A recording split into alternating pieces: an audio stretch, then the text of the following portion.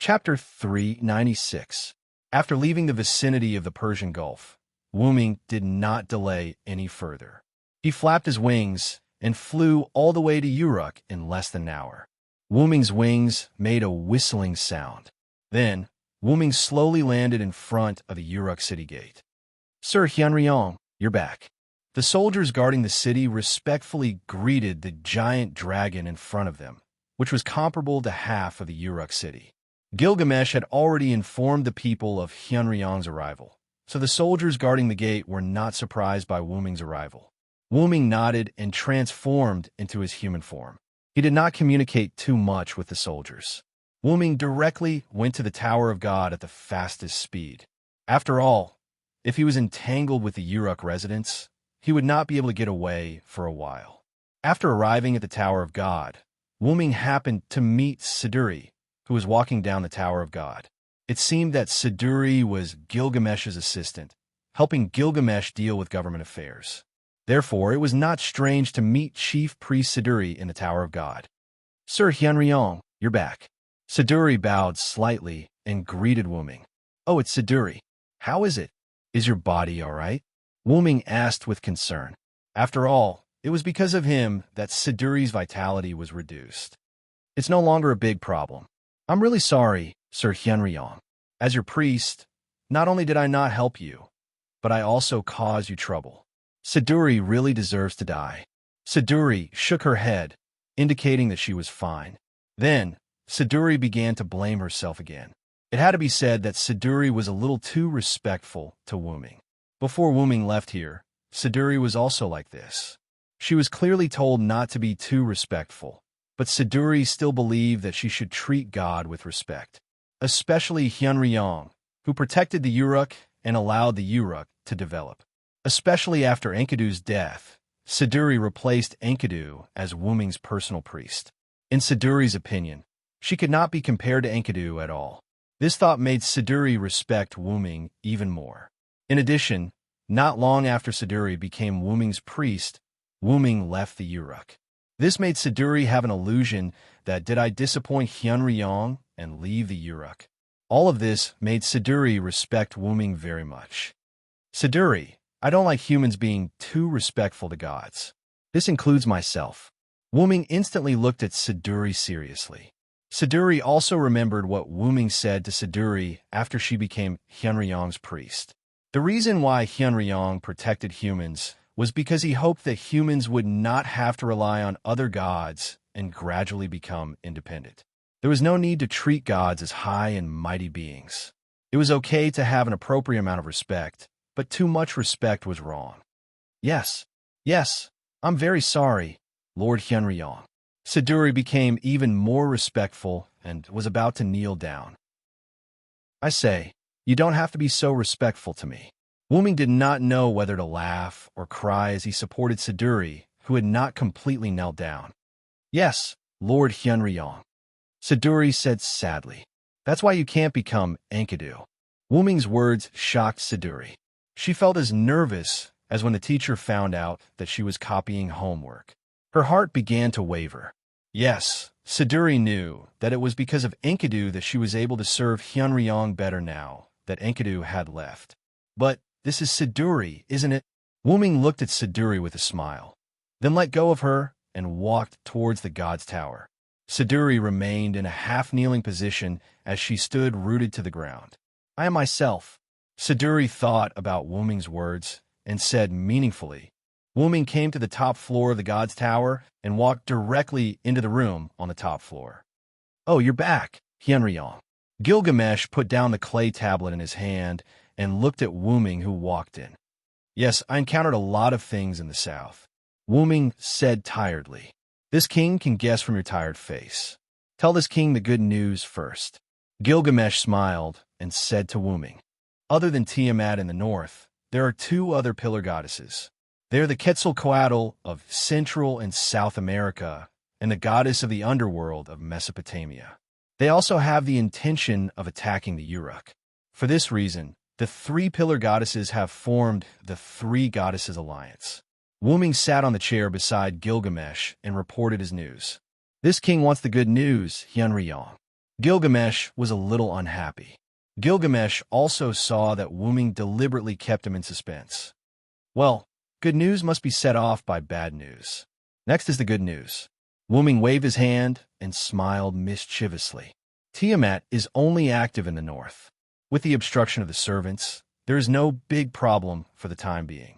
Ereshkigal is unable to leave the underworld and was pushed to the east by the other two pillar goddesses. For the time being, there is no sign of an attack. Wuming took out the map and pointed to the demonic beasts in the north and the remote areas in the east. As for the Quetzalcoatl in the south, she used the dense forest to protect the city and nibbled away Mesopotamia little by little. Then, Wuming pointed to Eric Metropolis in the south. About this king has just received news from UR City. Eric Metropolis is surrounded by dense forest and can no longer be contacted. Gilgamesh said, "It seems that the news from UR City has just reached Uruk. But fortunately, when the enemy only occupied Eric Metropolis and did not have time to approach UR City, I broke into the temple of the Quetzalcoatl and made a bet with the Quetzalcoatl and won." Wuming smiled and looked at Gilgamesh. "Oh, you want to test the content of this king's bet? It is nothing more than the winner obeying the loser's words." Gilgamesh said disdainfully, as expected of Gil. "That's right, just like that, I used the Heaven Lock and defeated the Quetzalcoatl effortlessly." At this point, Gilgamesh was silent. Because the Quetzalcoatl's divinity is a kind deity, I pulled her to our side. She will be in charge of cleaning up the lone magical beasts in the south and will help us when the magical beasts attack. Gilgamesh had just received the news about the lone magical beasts. Gilgamesh had already begun to set up patrols on the main roads of the city. This is still considered good news. Then, did the Quetzalcoatl make any requests? Even if she was a deity, she was still in existence with dignity. Gilgamesh did not believe that she would obey them unconditionally. She only has one request, and that is to let Eric Metropolis hold wrestling competitions at irregular times. Wuming smiled awkwardly. Wrestling competitions? What a strange fellow. This king agrees. Gilgamesh frowned, but still agreed to this strange rule. But it seems that you have other things to report to this king, Hyunryong. Gilgamesh did not think that such a small matter would make Wuming tired. Wuming was silent for a moment, then spoke. "Hey Gil, I think I'm dreaming of Tiamat." Chapter 397. Wuming told Gilgamesh about his experience in the dream. It was definitely not a simple dream. Gilgamesh also took Wuming's dream very seriously. This was not the first time Wuming had heard this song. When he was traveling through the void, and when he was dreaming last night, these two experiences, coupled with Wuming's current identity and that sense of familiarity, made Wuming suspect that it was Tiamat. Although Tiamat is constantly producing monsters, this king suspects that Tiamat has not appeared in Mesopotamia. "She is still in the void," Gilgamesh said thoughtfully. Tiamat had indeed been producing monsters, but this did not mean that Tiamat was in the northern mountains. In the original myth, Tiamat was jointly exiled to the interlayer of the world by her children. In the void, Tiamat had been sleeping like this until modern times. Tiamat was awakened by the mastermind behind the fire, and she began to produce monsters to invade the cities in the north. The inaccessible space you dreamt of, coupled with that strange singing voice, it's very likely that Tiamat hasn't escaped. Gilgamesh pondered. But according to what you said, the Quetzalcoatl, Tiamat, and Ereshkigal have met and form a contract. This does not make sense. Wuming listened to Gilgamesh's words, and he was quite distressed. If the three of them had met, it meant that Tiamat was indeed in the northern mountains. If Tiamat was in the void, why would Quetzalcoatl say that he had met with the other two pillar goddesses? And if Tiamat had really come out of the void, why did she not directly destroy the Uruk? Why did she continue to produce monsters to invade Mesopotamia? I did not ask about Tiamat's appearance. What a blunder. Wuming shook his head helplessly. However, no one would have thought that Tiamat's whereabouts had become a mystery. Tiamat's body was huge. In theory, Tiamat was comparable to a small island. Even if she was hidden underground, it would be difficult to move. Moreover, They had to consider if they could hide her first. In that case, it is very likely that Tiamat's true body did not come out of the void. The one in the north is Tiamat's clone. Due to lack of power, she could only produce monsters to invade the cities in the north. Wuming thought came to the most likely came to his mind. This king thinks so too. Gilgamesh agreed. Speaking of which, the number of demonic beasts in the north is getting more and more. Although they're all red lions, with the passage of time, these demonic beasts have grown a lot. If there were no servants, I'm afraid the demonic beasts would have attacked us. Gilgamesh took out a new mud tablet and opened a new map. The monsters will rest at night. Although some of them look for food at night, it can be said that it is a very safe time to retreat at night. Then Gilgamesh pointed to the passages between each town in the north to Wuming. This king's soldiers will let some of the residents in the north retreat through these passages every night. Although there are servants to protect them, the efficiency is too low. Wuming looked at the towns in the north. The roads between the towns were uneven. Some of the surviving towns were not only difficult to travel through, but the residents in the towns were women and children. It was difficult for them to keep up with the rapid retreat at night. Moreover, the map showed that some monsters had appeared even near Nippur City. It could be said that the entire north was no longer safe. So far, with the help of the servants, the north wall established in Nippur City has developed rapidly. But if the reproduction speed and quality of these monsters are improved, they will soon break through. Gilgamesh said calmly, "The hidden danger in the south has been solved.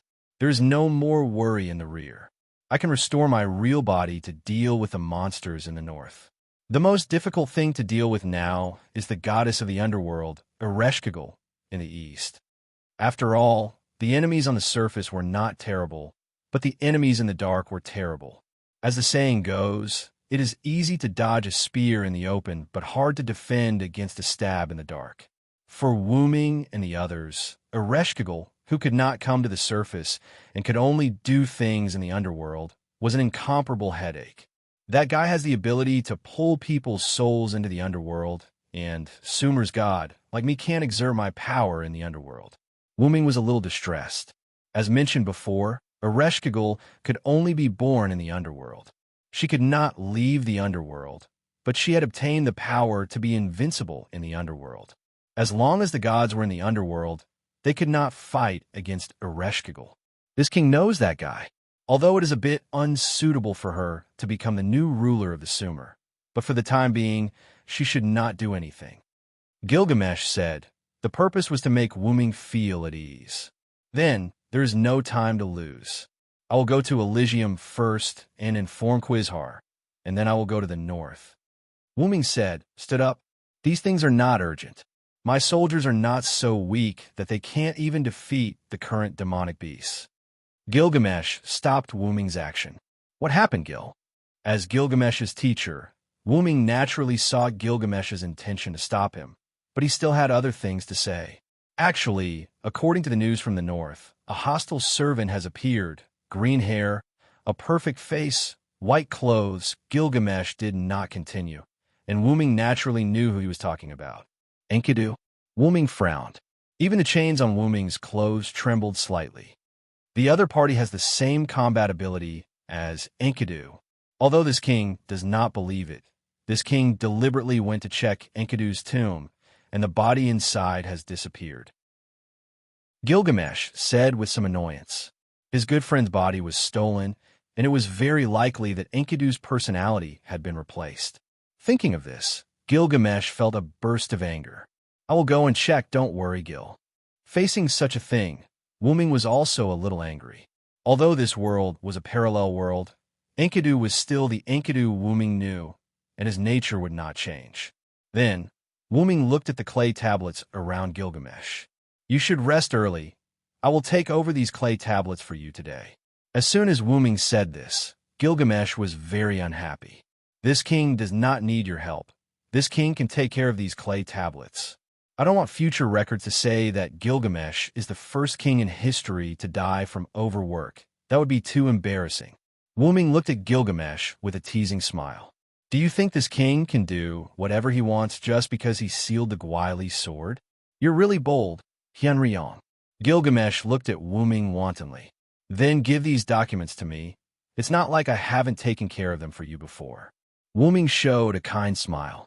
Don't mention that to this king. Get out of this king's sight immediately.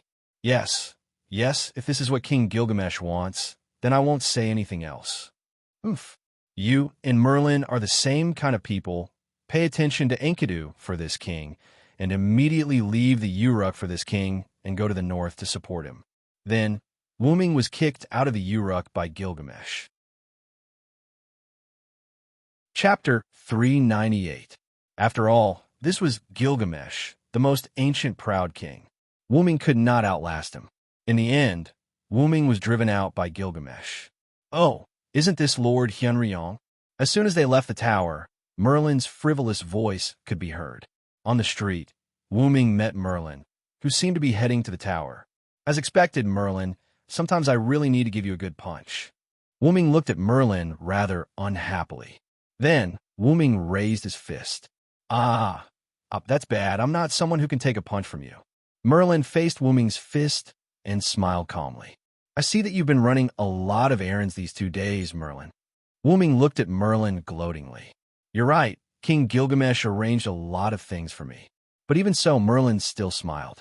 Speaking of which, I heard that you dreamed of Tiamat. Wuming looked helplessly at Merlin. Needless to say, this guy used clairvoyance again. Wuming did not tell anyone about his dream of Tiamat. As soon as he returned, he told Gilgamesh. The only way Merlin could know about this was through the current clairvoyance. However, since Merlin mentioned it, then there must be something to say. I used clairvoyance to see Tiamat. I don't know why, but there was a black substance that I couldn't see clearly. However, it's very similar to your aura. About that guy in the north, you have to be careful. Because he knew that Wuming was about to go to the front line, he said with a slightly serious tone, that black substance should be the black mud. Back in Britain, Wuming had used his true form, which was accompanied by the unique aura of the Great Origin. Merlin naturally recognized the things that were of the same origin as Wuming. I got it. How are Tachika and the others now? Wuming nodded and asked about Chaldea. Chaldea and the others are working hard to solve the first singularity, but this is interesting. The black and white saintess somehow reminds me of the dark Artoria. Merlin smiled, but his smile gave Wuming a bad feeling. However, with their speed, I'm afraid they won't be able to catch up with the other singularities. Wuming was a little worried. This is something that can't be helped. In the end, they still have to save their own world. With that, Merlin started walking towards the divine pagoda. Wuming did not say anything else. He had to admit that Merlin was right. Humans needed to save their own world by themselves. Whether it was Wuming, Merlin, or the heroic spirits that had died a long time ago, they were not the main characters. The main characters were humans who were constantly looking for hope in despair. When they arrived outside of Uruk City, Wuming activated his relic, transformed into a giant dragon, and flew into the clouds. Undeniably, flying was a great ability. In addition to Wuming's massive dragon relic, it only took him a day to fly around the entire Mesopotamia. Wuming first went to the southern city of Eridu. There, Wuming told the residents about Gilgamesh's new policy, which was to organize wrestling events at irregular times. Later on, Wuming and Quizhar had a fierce wrestling match. That was right. The entire Eridu could feel the vibrations from their wrestling. As Wuming was more familiar with Wuming, he did not let Quizhar have the upper hand in the wrestling match, even though he did not have the upper hand. Hey, I didn't expect Hyunryong to be so talented in wrestling. I'm starting to like you more and more. Do you want to go back to South America with me? Quizhar tempted Wuming with a smile on her face. Of course, Wuming rejected Quizhar. Putting aside how far they were from South America, he did not know if Quizhar would descend in South America. Later on, Wuming instructed Quizhar to do some things. Wuming did not go there to let Quizhar participate in the battle in the north. Instead, he wanted Quizhar to wait for an opportunity and try not to expose the fact that he was no longer working with the other two goddess pillars. After Quizhar said okay, Wuming flew towards the front line in the north. It took almost half a day to fly from the southernmost to the northernmost. In addition, Wuming had started flying from Uruk in the morning. After going to the south and then coming to the north, it was already nighttime. At this time, the magical beasts had already retreated and started to rest. Although they were magical beasts, they still retained the habits of wild beasts. They rested in the wild and hunted for food during the day. However, this was also good. The tired soldiers who had been fighting the magical beasts for a day could also get sufficient rest. Wuming arrived at the city of Babylon. This was the temporary stronghold that Shiro Amakusa had set up. Wuming did not arrive in Babylon with great fanfare. Instead, when he was still some distance away from Babylon, he transformed into his human form and quietly entered Shiro Amakusa's residence in Babylon. "Welcome, Lord Hyunryong." As if he already knew that Wuming would come back, Shiro Amakusa waited for him and then respectfully greeted Wuming. "You don't have to be like this, Shiro Amakusa. Although I am Hyunryong from Uruk, you and I are both servants. You can address me as an equal." Wuming waved his hand. No matter what, the two of them were once enemies who fought to the death. Through Shiro Amakusa's speech, Wuming concluded that he still remembered everything about the 14 horsemen. Etiquette cannot be abandoned. You are the teacher of King Gilgamesh, the Uruk's Hyunryong. Even if you are a servant, you are not the same as us. Shiro Amakusa calmly shook his head. "Although I still remember the battle between you and me, the winner takes all. I have nothing to say about my defeat." Shiro Amakusa said with a smile. "You are indeed worthy of being called a saint." Wuming praised. It had to be said that Shiro Amakusa was indeed worthy of being called the saint of the Far East. He spent 60 years on his wish, but it was destroyed just like that. It was useless for him to hate Wuming. Let's not talk about this for now. Actually, there's one thing I haven't had the time to report to King Gilgamesh. Shiro Amakusa smiled casually. Then his expression began to become serious. "Ibaraki Duji betrayed us." Wuming frowned. Ibaraki Duji's betrayal was naturally predicted by Wuming, but Wuming also asked Shiro Amakusa to keep an eye on Ibaraki Duji. Shiro Amakusa's strength was not high, but he was still very smart. If he could let Ibaraki Duji betray us, then it was very likely that Ibaraki Duji chose to betray us, but he did not help the other side. Am I right? Chapter 399. Shiro Amakusa had been monitoring Ibaraki Dojo. If Ibaraki Dojo went to help the other side, Shiro Amakusa, who noticed that something was wrong, would order the multiple servants present to kill Ibaraki Dojo together, but he was afraid that they would fail. Ibaraki Dojo was the only remaining ghost who was able to escape from the battle with Abe Saimai, Lai Hiroshi, and Watanabe Tsuyoshi. The reason why Gilgamesh couldn't control her with a command seal was because Gilgamesh's summoning method wasn't the standard Holy Grail war summoning method. Therefore, Gilgamesh didn't have command seals on the back of his hand. Then, Shiro Amakusa nodded with a smile. "You're right, because Ibaraki Dojo didn't go to the enemy camp, I didn't choose to stop her." Then, Shiro Amakusa pointed to a mountain range not far from Babylon. "That guy escaped to the mountain." According to Fuma Kotaro's report, Ibaraki Dojo joined forces with a group of people to become bandits. Don't think that there were no bandits in Mesopotamia.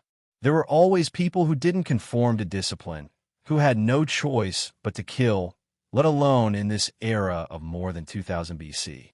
Speaking of which, Shiro Amakusa smiled helplessly.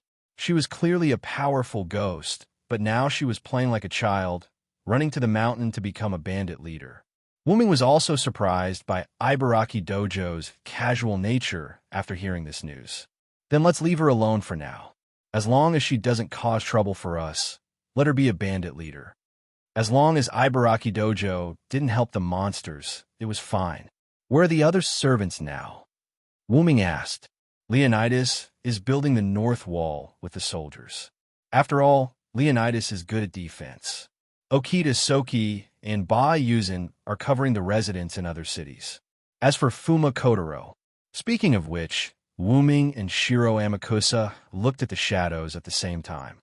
A ninja, hiding in the shadows, looked at the two of them gently, then closed his eyes. As expected of a famous ninja, he's really suitable for the assassin profession. He's been on standby this entire time. After all, the magical beasts in the wild are all resting, so there's no need for him to gather any information. Shiro Amakusa explained. Wuming nodded and prepared to head out to help Soaring Sky Headquarters and Bai Yuqian cover the retreat of the residents. Then, I'll go and help them. If there's nothing important, that's all. After saying that, a white spear fell out of Wuming's sleeve. The white spear melted into the ground and turned into ripples. The holy green beast walked out of the ripples. Wuming rode on Funbaba, and Funbaba shouted. The ground automatically separated, and green vines appeared, enveloping Funbaba and Wuming. This should be the few remaining cities in the north. I'll look for it myself. There's no time to lose. I'll go first. Wuming's voice came from the vines. Next, the vines entered the cracked ground. Then, the ground closed up, leaving no trace behind. Is this the power of the forest divine beast, Funbaba? It's quite powerful. Shiro Amakusa praised. I'll have to trouble you tonight. See if you can find a magical beast lair. Then, Shiro Amakusa looked at Fuma Kotaro. Understood. After saying that, the figure in the shadows disappeared. The magical beasts are getting stronger, and the casualties are increasing. The soldiers are getting more and more tired. We have to speed up the construction of the North Wall. With that, Shiro Amakusa returned to his room and continued with Wuming's work. Outside of Babylon, the ground cracked open, and giant vines appeared from within. The vines spread out, and Funbaba and Wuming's figures appeared. Then, the vines returned to the ground, and the cracks in the ground closed up again, leaving no trace behind. This was Funbaba's ability. As a divine beast of the forest, it could still manipulate the vines to move under the ground. But it only did this because it was afraid of affecting the residents of Babylon. Let's go there first. I remember there was a city that survived the attack of the magical beasts. After all, Wuming had intelligence. Wuming basically remembered the location of the remaining cities in the north. Wuming's current idea was that if he didn't encounter Okita Soki and Bai Yuzin, then Wuming was ready to cover the evacuation of the people in the town. After all, the magical beasts were decreasing at night. With the cover of 2 servants, they could still safely evacuate. Under Wuming's command, Funbaba began to move. It had to be said that God really took care of Wuming. Wuming chose a city. The city in front of him was indeed the city where Okita Soki and Bai Yuzin covered the evacuation tonight. Not far away, on the main road that connected the cities, Wuming saw the light of fire, the gleam of blades, and the screams of human beings. This time, it was no longer the red lion Yalidim, but countless blue crawling creatures. The tails of these creatures were high, and the poisonous needles on the tails were shining even in the dark night. Purple venom flowed on the tails as if it was about to drip down. Countless mushifu attacked the migrating humans frantically. Anyone who was stung by the mushifu's poisonous needles couldn't survive, and all of them died of poison. Okita Soki and Bai Yuzin crazily killed these mushifu. Their swords danced, and flames burst. However, against these countless mushifu who only attacked the residents, the effect was like a cup of water on a burning cart of firewood. Funbaba. Woo! Under Wuming's order, Funbaba gently stomped its foot. Countless vines emerged from the ground and instantly surrounded all the mushifu and residents. Then, the countless vines seemed to be able to distinguish between demonic beasts and humans. They turned into sharp thorns and penetrated all the mushifu. In an instant, the whole battlefield quieted down. The survivors simply paid their respects to the dead. Because of the mushifu's poison, no one dared to touch these corpses. Then, they continued on their way in grief. Funbaba gathered the corpses that had been poisoned, and Wuming used the Lune Rune to burn these poisonous corpses. Of course, the corpses of the demonic beasts were also burned. After all, the poisonous corpses were not easy to deal with. and burying them would only pollute the environment. Okita Soki walked at the front, Bayuzin in the middle, and Wuming at the back. The three divided the work.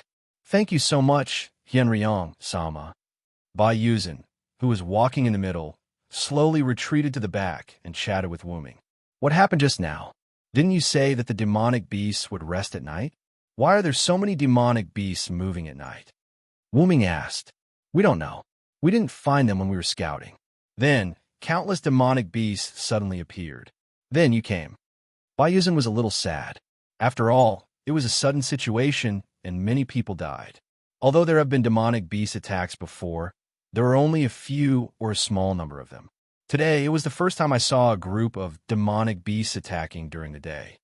Bayuzin continued. Let's cover these residents and return to the north wall first. With Funbaba here, there won't be any problems tonight. Woo-woo, Funbaba also cried out. With demonic beast Sama and Hyunryong, Sama here, I am relieved. Bayuzin also nodded. In this way, Wuming and the other two covered the surviving residents and arrived at Babylon. Chapter 400. What? A large number of demonic beasts attacked you, and they're a new breed of demonic beasts. Shiro Amakusa looked at Okita Soki and Bayuzin and said with some surprise. After all, demonic beasts suddenly changed their habits, making it impossible to guard against them, but this was something that couldn't be helped. That is indeed the case, and the crisis was only resolved after I arrived. Wuming stood aside and testified for the two. It's not that I don't believe their words, but the sudden attack surprised me. Shiro Amakusa shook his head, indicating that he didn't doubt Okita Soki and Bayuzin's words. Wuming naturally understood, and then began to analyze the reason for the attack. There are two possibilities. One is that there is a commander among the demonic beasts, and the other is that these new breeds of demonic beasts fight at night. Wuming proposed two possibilities. If there is a commander, the green-haired girl suspected to be Enkidu on the battlefield is very likely to be the commander. Okita Soki remembered the green-haired girl during the day. However, we can't deny that these new breeds of demonic beasts fight at night. Maybe the large number of demonic beasts just now were hatched by Tiamat. Bayuzin also said, in any case, this matter must be taken seriously. Assassin, please tell King Gilgamesh about this. With that said, Shiro Amakusa looked at Fuma Kotaro, who was standing in the shadows without speaking. Although Fuma Kotaro was sent out by Shiro Amakusa to find Tiamat's nest, because of the emergency just now, he used the communication technology to call Fuma Kotaro back. Understood. After that, Fuma Kotaro disappeared in an instant. It seems that he is going to Uruk overnight. Then you guys go and rest first. I will let Funbaba scout around Babylon to ensure that there are no enemies attacking, Wuming said. They still have to deal with the attack of demonic beasts the next day. If they don't rest, it will be very unfavorable for them the next day. In that case, I will trouble Hyunryong-sama. Afterward, Okita Soki and Bayuzin both retreated to rest. Early the next morning, the demonic beasts would begin to wreak havoc, so they had to rest well. Ruler, I have something to ask you. Once only Wuming and Shiro Amakusa were left in the room, Wuming spoke. Hyunryong-sama probably wants to ask about the young girl suspected to be Enkidu. Shiro Amakusa smiled. To be honest, I'm not very familiar with that young lady. Saber and Archer have only fought with her for a short while, so I'm afraid I'll have to disappoint Lord Hyunryong. Shiro Amakusa's meaning was that they weren't clear on the girl's situation. I see. Sorry to disturb you. I'll leave first. Funbaba is still waiting for me outside. Take care. Then, Wuming left the place. In the room, Wuming, who had left the room, had a serious expression on his face. After all, the Enkidu in that world was saved by Wuming and brought to the root to be upgraded. However, the Enkidu in this world did not. Wuming was worried that Enkidu had been modified by Tiamat and was being used by her. Clank! The sound of chains could be heard. The heaven lock that was attached to Wuming's clothes moved automatically and stroked Wuming's cheeks. Lilin! Wuming touched the chains and took the opportunity to calm down. Wuming came to Uruk through the Holy Grail. Since the Heaven Lock had become his rider, knight, noble phantasm, Enkidu's consciousness naturally followed him. Wuming, Sama, please don't be confused. A gentle voice appeared in Wuming's mind. If I'm really modified by Tiamat in this world, then all you have to do is to defeat me. If someone impersonates my body, then all you have to do is to punish that person. Although it's my body, I believe that Enkidu in this world will agree with what you're doing. The golden chains glowed faintly as they communicated with Wuming through telepathy. I'm not that weak. I'm just a little hesitant. Really, Wuming said with a bitter smile. Don't worry. Your body has done something wrong. I'll punish her properly. You don't have to worry about that. The golden chains rubbed Wuming a few times and then returned to Wuming's clothes. When he came out of the courtyard, Funbaba was lying on the ground waiting. Because of the concealment spell that Wuming had set up, none of the residents noticed Funbaba. Let's go, Funbaba. There's work to be done. Woo, because almost all of the northern cities had fallen, a large number of people were forced to move south. Now, the residents of the northern cities were either dead or had come to Babylon and Nippur. There were very few refugees left in other cities, but just in case, Ba Yuqian continued to search and rescue. The refugees tonight were an example. Now, almost all of the refugees had gathered in Babylon and Nippur, preparing to retreat through these two cities to the north wall that was under construction. Therefore, there were a large number of refugees in Babylon. Coupled with the refugees who had just migrated tonight, Babylon was actually very crowded. If there was a sudden attack by a magical beast in the middle of the night, not to mention the soldiers, these refugees would at least be buried here. Of course, that was in the absence of Wuming and other servants. Wuming took Funbaba to the outside of Babylon. With the activation of Funbaba's ability, countless vines were hidden around the city of Babylon. As long as any magical beast passed by, these vines would have an alarm effect. Not only could it trap the magical beast, but it could also let Funbaba know, so that they could start to defend against the magical beast attack. Tonight, I'll leave it to you, Funbaba. Wuming touched Funbaba's head. Woo, Funbaba replied. Although it was said that he got rid of Funbaba, Wuming was not ready to go to sleep, but he was ready to stay up all night. Wuming looked at the bright moon in the sky and could not help but miss the days with Enkidu and Gilgamesh. At that time, the king was still young, the weapons did not understand the human heart, and the god was still a weak guy. Now, everything had changed. The king became very clear. The weapons also understood the human heart and gained friendship, and the god also became strong and had the power to protect others. In the distance, Gilgamesh put down the clay board in his hand and went to the window to enjoy the full moon. I haven't seen the Uruk moon for a long time, as boring as ever. Gilgamesh said indifferently, but his eyes did not leave the moon. In the north, the girl with long green hair looked at the corpse of the magical beast that had been burned to ashes and looked up at the bright moon. For a moment, the girl did not say anything and left here and returned to the northern mountains. Chapter 401. The next day, a night passed, and there were no demonic beasts. Funbaba hid the vines around Babylon in case of emergency. Wuming did not choose to return to Babylon, but stayed outside. Last night, Shiro Amakusa told Wuming that because the demonic beasts were getting stronger and stronger, every time the soldiers resisted, they would suffer a lot of damage. Therefore, Shiro Amakusa began to use defensive tactics. Because Babylon was not suitable for defense, everyone set up traps and various defensive measures in the north of Babylon.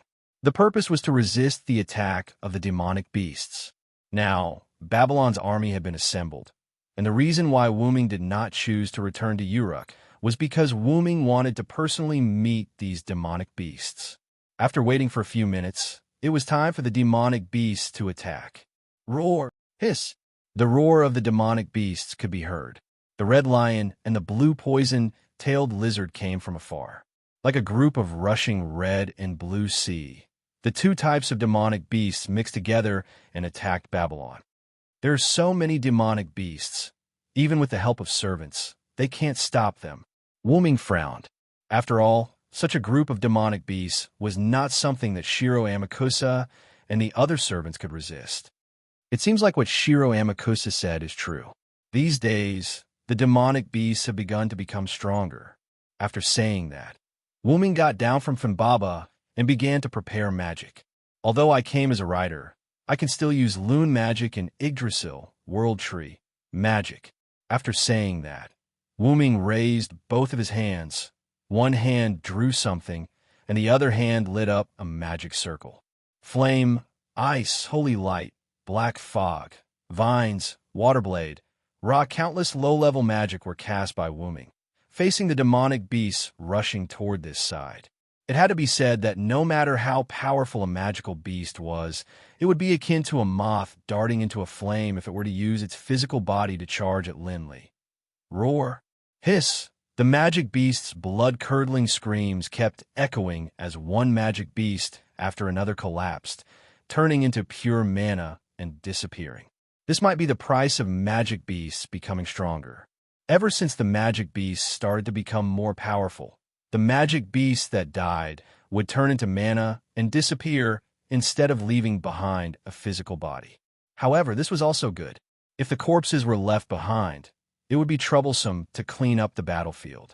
As expected, they're just a bunch of beasts that only know how to kill. They don't have the ability to scheme at all, Wuming said with some disdain. If it wasn't for the fact that there were too many magical beasts, the intelligence of the people in each city would have been enough to defend against them. But this is also good. There's no need to care too much about things like props. Funbaba, Wuming said to Funbaba. Woo-woo, Funbaba responded, taking a step forward and slightly straightening its body. Countless vines broke out of the ground, like a huge python soaring into the sky. Some entangled the magic beasts, like a blender, crushing their prey. Some were like sharp blades, piercing through the magic beasts.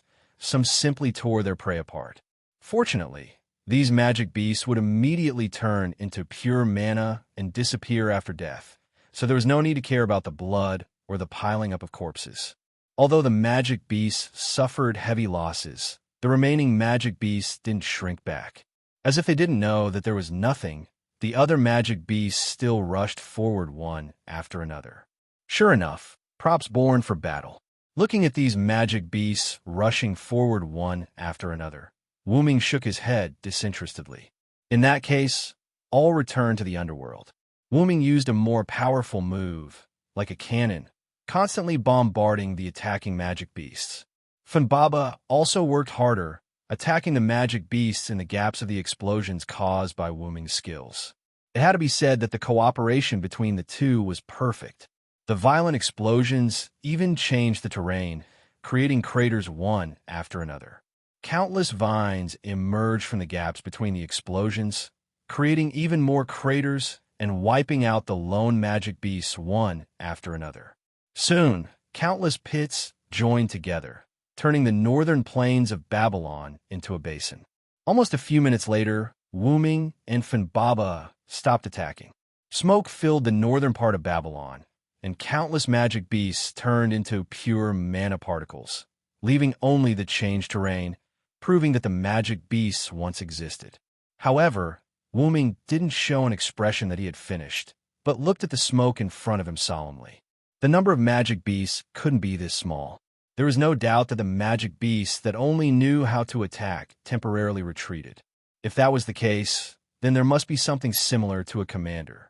Could it be? Just as Wuming was worried, a figure walked out of the smoke. Long green hair, a rare beauty, and white clothes that didn't have a single speck of dust on them. Without a doubt, this was Enkidu, who was originally dead. Putting that aside, Wuming sensed a special energy from Enkidu's body. Then, Wuming spoke. As expected, the rest of the magic beasts retreated under your command. Wuming looked at Enkidu with an indescribable expression. Master Hyunryong, long time no see. Enkidu said to Wuming as if they hadn't seen each other for a long time. Don't give me that. Am I worth it? You're not Enkidu. Wuming's expression didn't change at all as he said calmly. As expected, pretending in front of me will definitely get exposed. Enkidu said self-deprecatingly, then showed a proud expression. To be honest, this body misses you very much. I can't help but respect and love you, Master Hyunryong. Enkidu smiled calmly and didn't feel annoyed that he was exposed.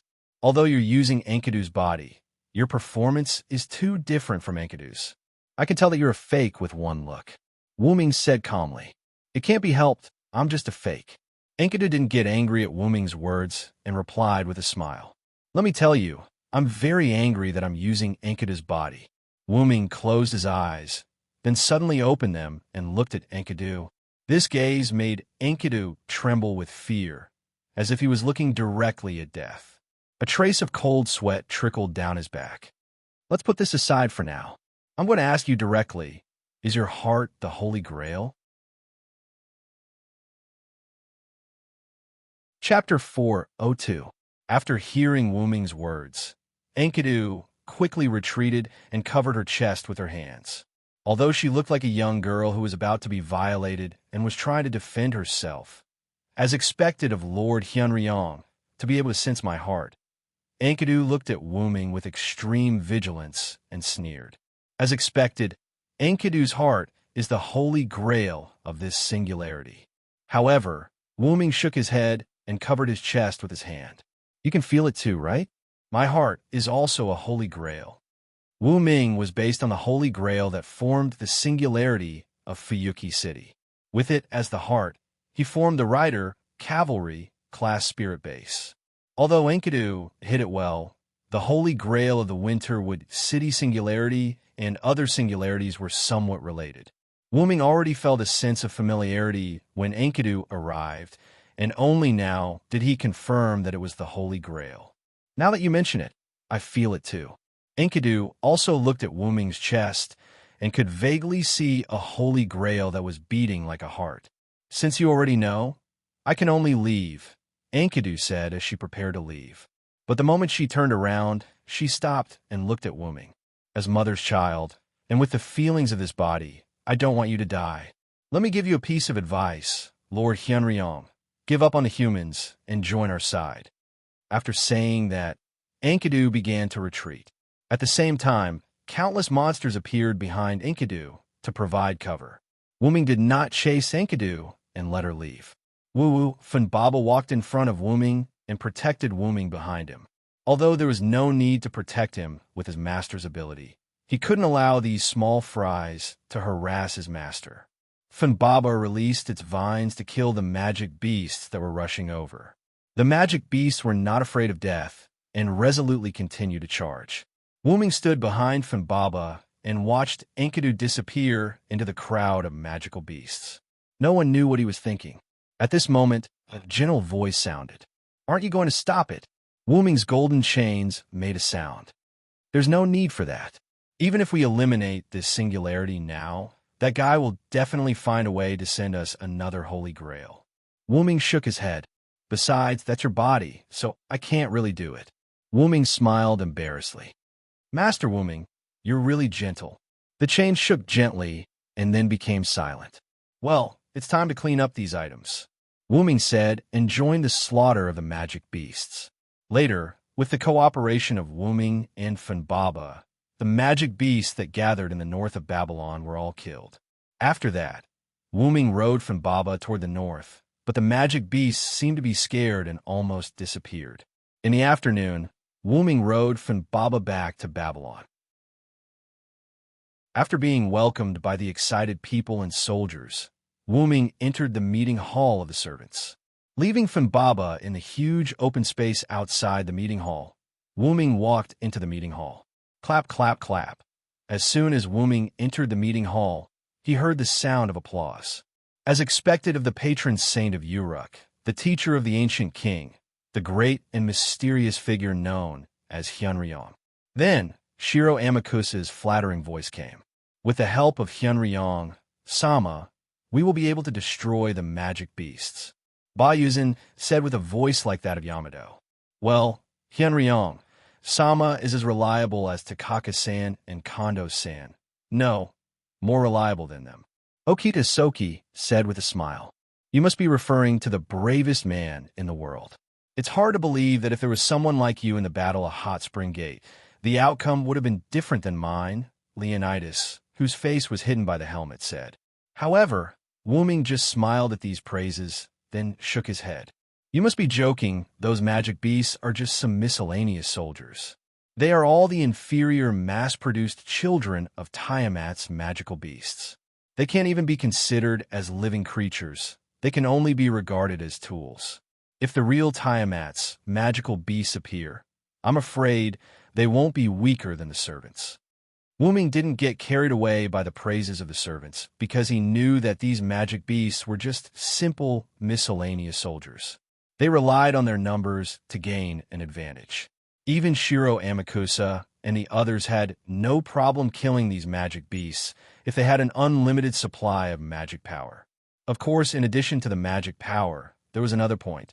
Shiro Amakusa and the others were there to protect the people, not to attack the enemy, so there was no need to be like Wu Ming. More importantly, the number and variety of magic beasts is likely to increase again. With Tiamat's continuous optimization of magic beasts, the magic beasts may become stronger and stronger. In the later stage, whether it's the number or quality of magic beasts, I'm afraid that a single servant can't kill them alone. Wu Ming said, slightly solemnly. The others also realized this problem, and their faces were full of seriousness. About this problem, King Gilgamesh has already sent news. At this time, Shiro Amakusa spoke. Last night, Mr. Fuma went to Uruk overnight and conveyed the news of the current front line to King Gilgamesh. Then, King Gilgamesh made a plan overnight and asked Mr. Fuma to bring it back. On the other side of the meeting hall, Fuma Kotaro appeared from the shadows, as if to confirm Shiro Amakusa's words. Shiro Amakusa took out the information that Fuma Kotaro handed him last night. King Gilgamesh's new order is for servants to put down their work and help speed up the construction of the northern wall. Move the people who stayed in Babylon and Nippur to the back of the northern wall as soon as possible and complete the magic beast front. Shiro Amakusa read the content on the clay board.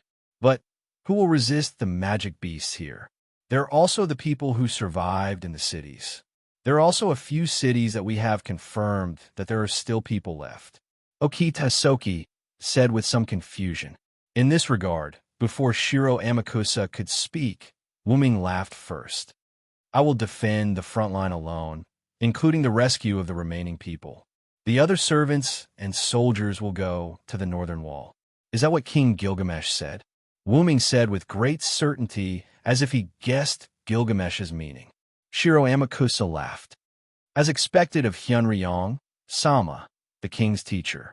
That's right, for the time being, Hyunryong, Sama will take over the defense of the front line, and the rescue work will be the same. King Gilgamesh said in the letter, this king's teacher is there. You can let him take over. This is how teachers are used at this time. Don't worry, he is much more useful than you. That's what King Gilgamesh meant.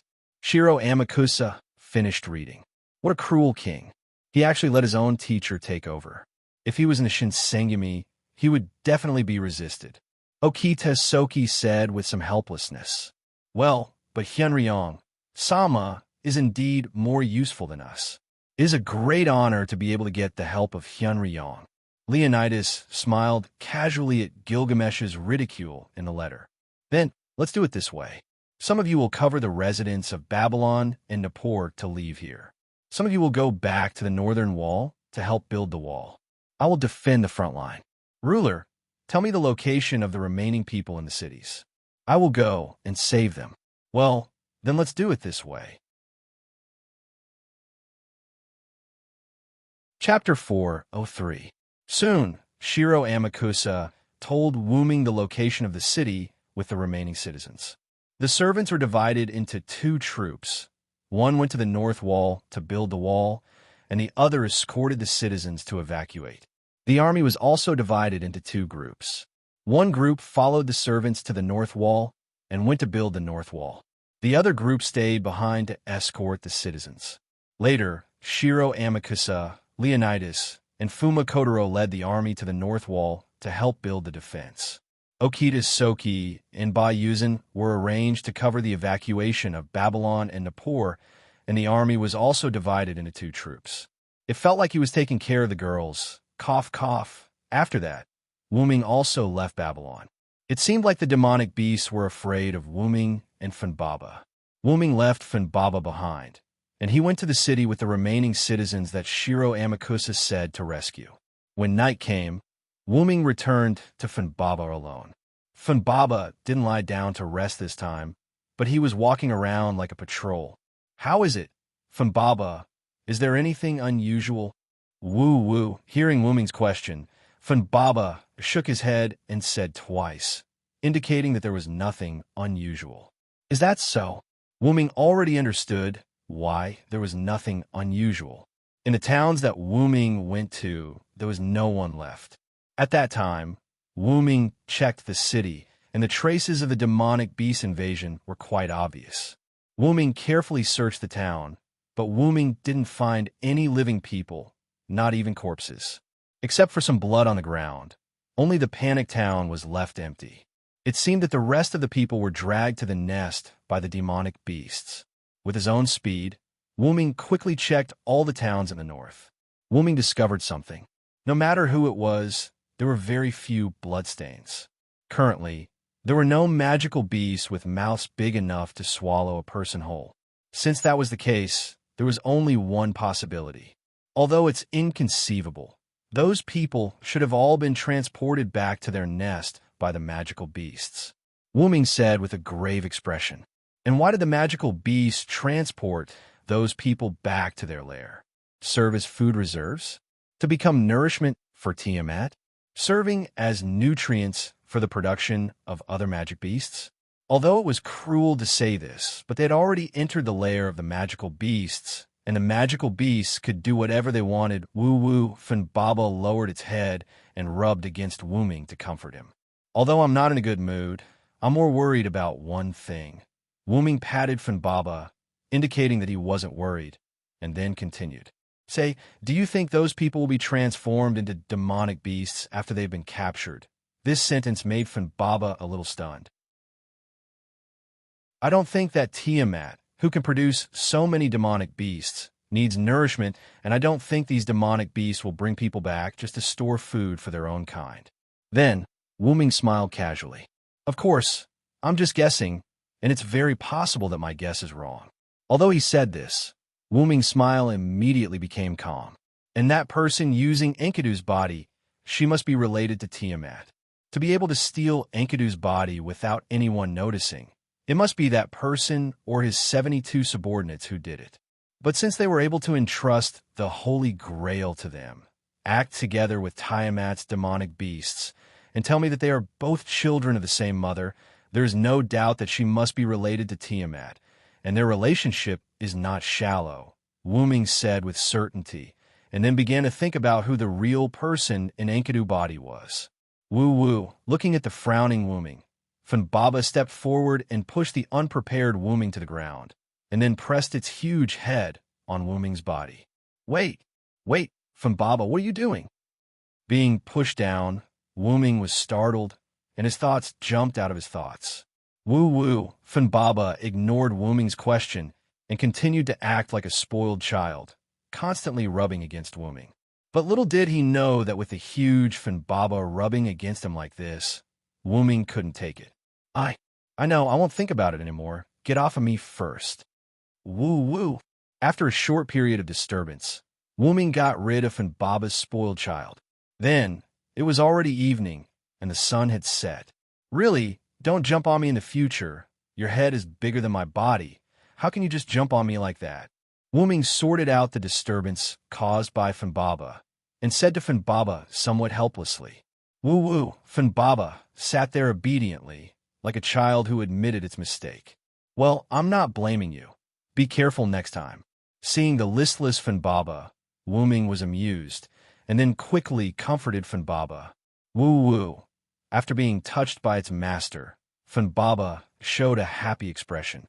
For a moment, Wuming sat on Funbaba, and Funbaba carried Wuming slowly towards the north. Wuming looked at the endless plains in the north, as well as the mountainous fir forest in the northwest. There is no doubt that the magical beasts had come from there. Speaking of which, the fir forest seems to be your territory, Funbaba. Wuming suddenly remembered that Funbaba used to live in the fir forest. Woo-woo, Funbaba's huge head nodded. Its current state was like having a home that it couldn't go back to. Well, but you actually don't care, right? Wuming just smiled at this. Funbaba didn't care about its residents, and the fir forest was just a good forest, so Funbaba settled there. Woo-woo, Funbaba was very happy. After Funbaba had Wuming as its master, it was very happy to follow its master. Looking at the lights of Babylon behind him, Wuming asked Funbaba, "Have the vines been set up?" Woo-woo. Because Wuming needed to defend against the attack of the magical beasts alone, Funbaba began to set up vines underground when Wuming went to look for survivors during the day.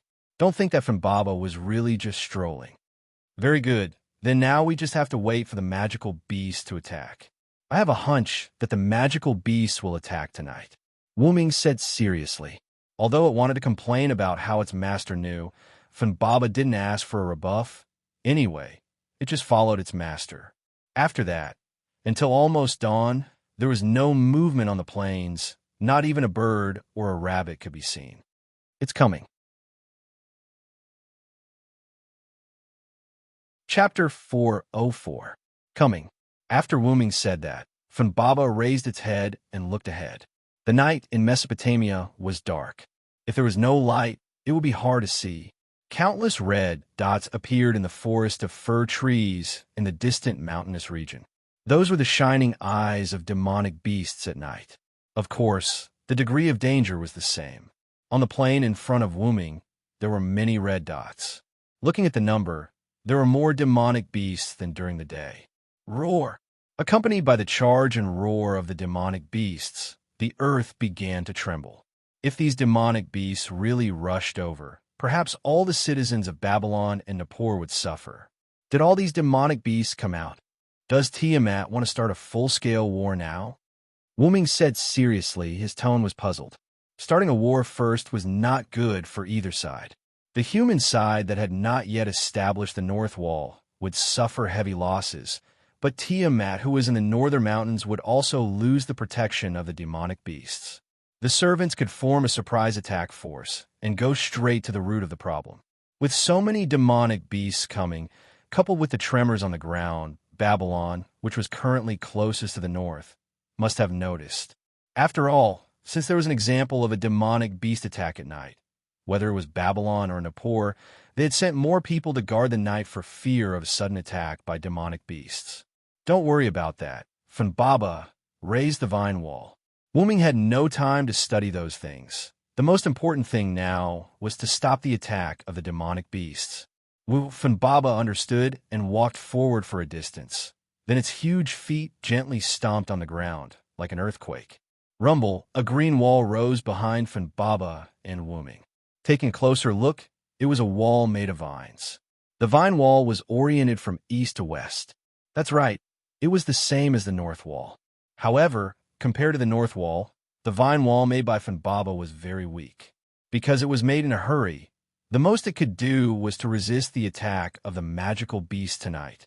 If the magical beasts continued to attack without any external interference, a hole would appear in the vine barrier when it was almost dawn. When the sky was completely bright, the vine barrier would completely collapse. Of course, if Enkidu had come, the outcome would have been different. The vine barrier might not even last for a moment. This was the reason why Wuming and Funbaba were outside the vine barrier. They wanted to stop Enkidu from destroying the vine barrier and reduce the number of monsters as much as possible. Wuming got down from the Funbaba and walked to the front of the Funbaba. One man and one beast stood there. Although they were facing thousands of magical beasts, they did not panic at all. Then let's begin. Let's party all night. As he spoke, Wuming's hands began to move non-stop. Lines of Lune runes were drawn by Wuming's hands. Each Lune rune seemed to be able to find a matching Lune rune. They began to combine and attack the magical beasts in the distance. Funbaba was not idle either. It controlled countless vines to rush out from the ground and attack the magical beasts that were rushing towards them. Countless lune runes appeared in Wuming's hands. Together with the vines that kept coming out from the ground, they strangled the magical beasts that were rushing towards them. Although the magical beasts were almost in front of Wuming, if this was the extent of it, then the magical beast that came out in full force tonight would be annihilated. And Wuming didn't think that there would only be magical beasts attacking. And now, Wuming once again proved how accurate his intuition was. Without a doubt, it was Enkidu. As for Wuming, who currently possessed extremely high divinity, once he was entangled by Enkidu, he would not be able to move for a short period of time. The enemy also saw this point and used Enkidu. At the same time, a golden chain extended from Wuming's body and wrapped around the silver chain. This was an action initiated by Wuming's Enkidu consciousness. Wuming did not participate. Walala! The golden chain and silver chain entangled with each other and let out ear-piercing sounds. As expected, Sir Hyunryong, the chain on your body is Enkidu. At this moment, Enkidu's voice sounded from the magical beasts. Enkidu walked out from the magical beasts. The area around Enkidu was like a forbidden zone where no magical beast dared to approach. As expected, you're the only one who can use Enkidu. Wu Ming was relieved. There were only 2 Enkidu in this world. One was Gilgamesh's, but Gilgamesh's Enkidu had always been sealed in the treasury. The other was naturally Enkidu's body. As a god-made armament, Enkidu could transform into Enkidu. Therefore, only the person using Enkidu's body had Enkidu's Enkidu. Wuming's Enkidu naturally came from Enkidu in the parallel world. Like an ill-fated relationship, Enkidu in this world and Enkidu in the parallel world converged. The silver chain extended from Enkidu's sleeves, and the end was connected to the golden chain. Don't even think about harming Sir Wuming. At this moment, Enkidu heard a voice through the golden chain. Enkidu was startled. That voice was not unfamiliar to Enkidu. It was a voice that Enkidu was extremely familiar with. It was the same voice as this body's. So that's how it is that the real Enkidu received the real Enkidu's voice through the connection between the 2 chains. At the same time, the golden chain transmitted some other information to Enkidu. In that instant, Enkidu saw a lot of things, heard a lot of things, and even felt a lot of things. Damn it! Enkidu was shocked and immediately put away the chain. The golden chain did nothing to stop it. Almost at the same time, the silver chain returned to Enkidu and the golden chain returned to Wuming. Enkidu closed one of his eyes and painfully covered his other eye with one hand. Sir Wuming, as expected, you're more skilled. Be careful. Mother will personally take action. Enkidu said painfully and then disappeared among the monsters. Without a doubt, Enkidu had retreated. Just as Enkidu finished speaking, the ground began to shake even more violently than before. Chapter 405. Wuming Infant Baba couldn't care less about killing the demonic beasts that were already charging towards them, because the ground in front of them had already undergone an unprecedented change. On the boundless plain, the earth began to crack from the center, and then the entire earth was completely torn apart. Then, a huge figure appeared from the earth. The figure was more than 100 stories tall, with an incomparably huge snake tail, sharp and terrifying claws, a body and face covered in scales, and a head full of ferocious snake hair. Its huge eyes flashed with a dangerous scarlet light as it stared at Wuming and Funbaba, who were like ants in front of it. Boom! Funbaba replaced Wuming to clean up the surrounding demonic beasts a little, and Wuming, who was free, looked at this prehistoric giant beast. This familiar feeling, this divinity, it's actually Tiamat. Wuming looked at the snake hair goddess in front of him with some surprise. However, Wuming could clearly recognize that the snake hair goddess in front of him was a Greek demonic beast, Medusa, who devoured 2 of her sisters and transformed into an Avenger demonic beast, Gorgon. A Gorgon that was given Tiamat's personality, but to be honest, it's really a good match. Wuming didn't panic in the face of danger, and instead he smiled. But then again, Enkidu actually said, not long after Enkidu retreated, "It was a little too honest, wasn't it, Funbaba? You should retreat." Wuming said to Funbaba, who was continuously killing the demonic beasts around him and working hard. Woo-woo. Funbaba naturally shook its head and then rubbed its head against Wuming. "All right, I'll take care of it. These vines still need your protection. You should know that there are countless lives behind these vines. Be a good girl." Wuming gently stroked Fanny Baba's head, persuading her with both logic and emotion. Woo! Funbaba was silent for a few seconds, and then nodded. "Good child, so obedient." Wuming smiled gently at Funbaba. Then, Funbaba released one last attack to repel the surrounding demonic beasts. Then, Funbaba left this place through the vines and went to the interior of the vine barrier. "Okay, now I'm the only one left."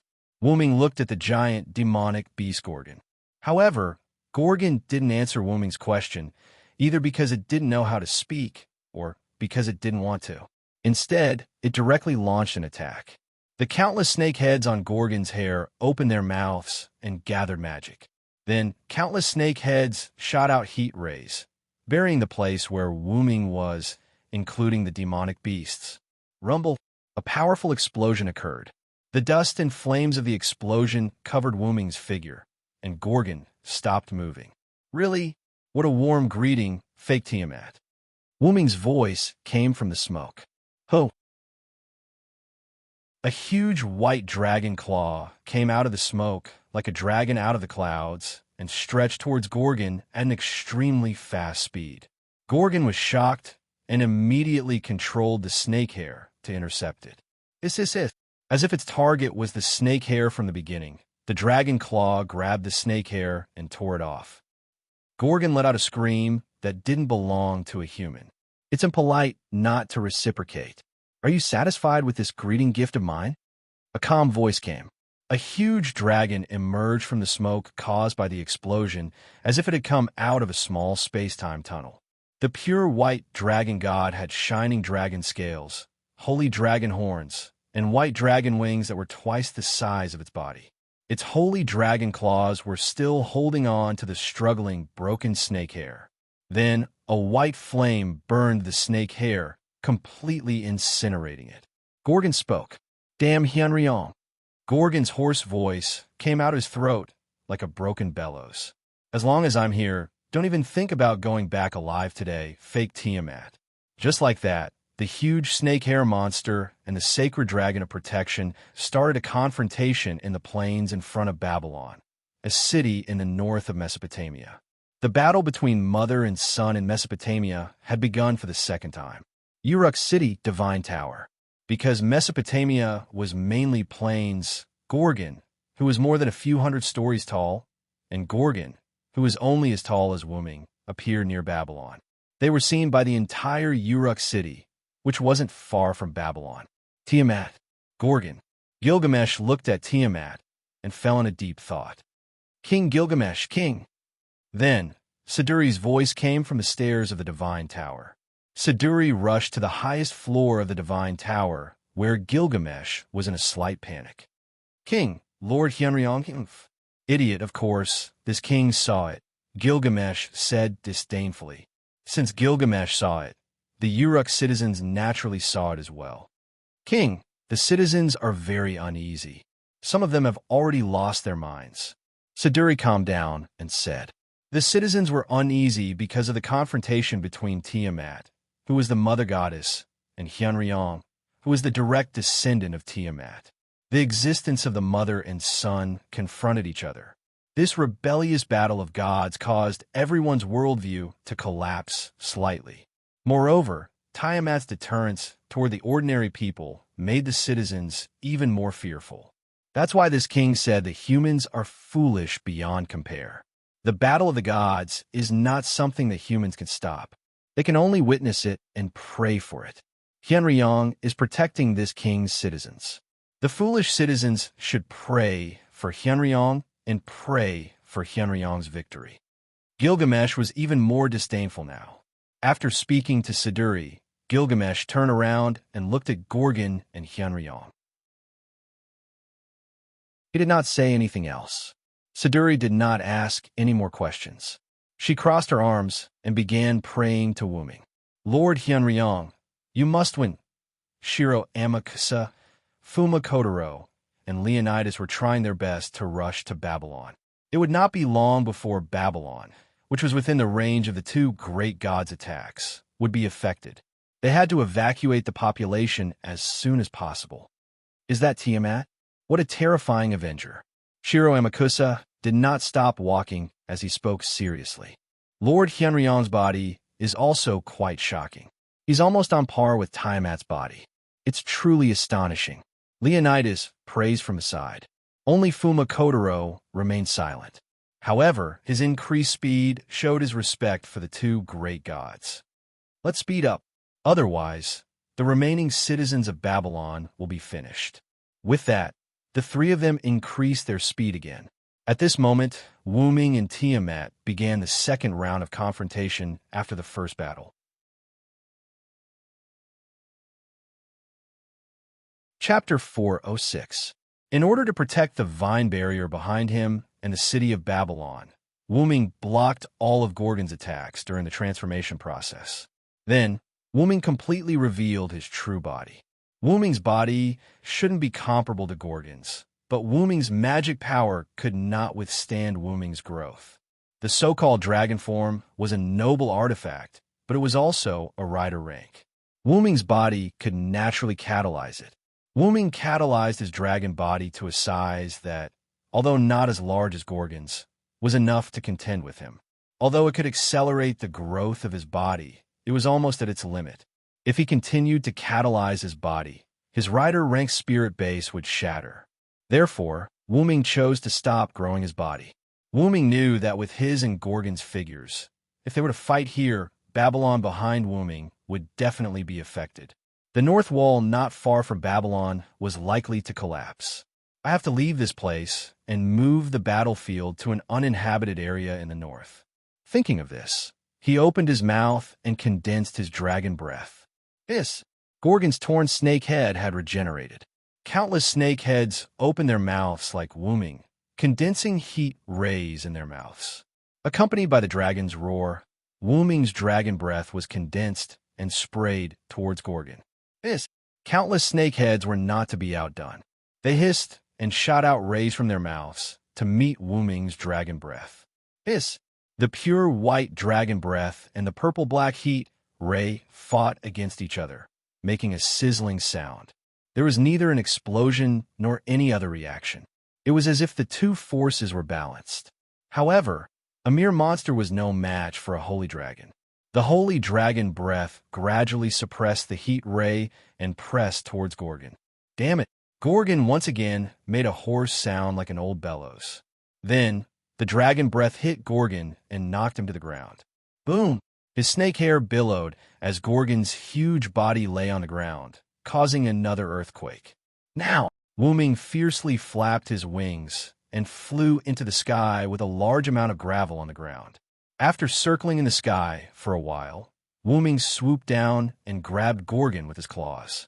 It had to be said that a huge body brought great strength and endurance, but in terms of agility, it was a big disadvantage. At this moment, Gorgon was like this. Gorgon was knocked to the ground by Wuming's powerful dragon breath. But after all, Gorgon's endurance was super high. Because of the effect of the skill transformation magic, Gorgon's endurance had reached A++ level. Pure dragon breath could not harm Gorgon, so Wuming changed the dragon breath into an impact attack aimed at Gorgon's body and successfully knocked him to the ground. Although he had the same agility as Wuming, if Wuming's speed increased, Gorgon would not be able to react in time. The mysterious Lune rune wrapped around Wuming's huge dragon body. At this moment, Wuming's agility had surpassed rank. Wuming successfully grabbed Gorgon before Gorgon could get up. However, Wuming did not want to harm him. Bang! Wuming's two huge dragon claws grabbed Gorgon's two hands. The Lune rune appeared again, and the strength of rank B instantly surpassed Gorgon. Wuming flew up with Gorgon. That's right, Wuming wanted to change the battlefield. However, in the face of a huge existence like Gorgon, it was not convenient to divert its attention. Therefore, Wuming chose to change the battlefield. He directly used his advantage as a flying dragon to grab Gorgon and fly. It had to be said that this was a bold and stupid method. How stupid! Gilgamesh looked at Wuming flying north, and Wuming carrying Gorgon as he frowned and scolded. Not to mention whether Gorgon would attack Wuming in the air, even if he carried Gorgon that weighed more than 10,000 pounds. Wuming's spirit base would not be able to handle it. No matter which one it was, the final battle after reaching the destination would be disadvantageous to Wuming. Lord Hyunryong. Siduri closed her eyes, no longer looking at the disappearing dragon figure, and silently prayed. It had to be said that Gilgamesh was right. In the sky, Wuming, who was flying north, was already being attacked by Gorgon. Although Gorgon's hands were grabbed by Wuming's dragon claws, Gorgon did not rely on its hands to attack. Gorgon glared angrily as countless snake hair tore at Wuming's body. Traces of blood flowed from Wuming's body. The blood dripped onto the ground, leaving a special mark. After all, this was Hyunryong's body, not the body of the origin dragon. Therefore, Gorgon with Tiamat's body could cause damage to Wuming. At this moment, if one looked carefully, one could see that there was a trace of electricity passing through Wuming's body, and a trace of gray appeared on the dragon scales. That was the demon eye, a gemstone-grade demon eye of petrification that could petrify all enemies. After all, it was Medusa's cursed growth state, so it was normal for it to have the legendary Medusa's demon eye of petrification. Although Gorgon had used the magic eye on Wuming from the beginning, Wuming, who had A+ holy aura and A+ magic power ability, was extremely resistant to the magic eye of petrification, so the magic eye of petrification did not have much effect. Got to say, the demon eye of petrification was really a killer move. For example, Anna dealt with Demudo, and the demon eye of petrification had a fatal effect. However, it was somewhat useless to use it on Wuming. In this position, it's about time. Wuming ignored the damage on his body. After seeing that they were far enough away, Wuming let go of Gorgon's dragon claws. At the same time, Wuming widened his enormous dragon mouth, instantly condensed dragon breath, and sprayed it at the descending Gorgon. Boom! The dragon's breath hit Gorgon, who had fallen to the ground like a huge meteorite. There was a huge roar on the ground, causing a large amount of smoke and dust. The smoke was in the shape of a mushroom cloud, spreading and covering Gorgon's body. Wuming flew in the sky, relying on his strong durability and Lune runes to recover himself. He looked at the mushroom cloud below sternly, and just as Wuming looked down solemnly, laser-like rays shot out crazily from the mushroom cloud at an extremely high frequency. Wuming waved his body to dodge. Because of the sudden arrival, one of the rays brushed past Wuming's wings. Sizzle. Wuming's wings emitted a sound as if they were being burned, producing carbonization and black smoke. It's different from the previous attack. Wuming frowned. Then, the laser beam stopped, accompanied by a hurricane. Gorgon pushed away the smoke and stared at Wuming with scarlet eyes.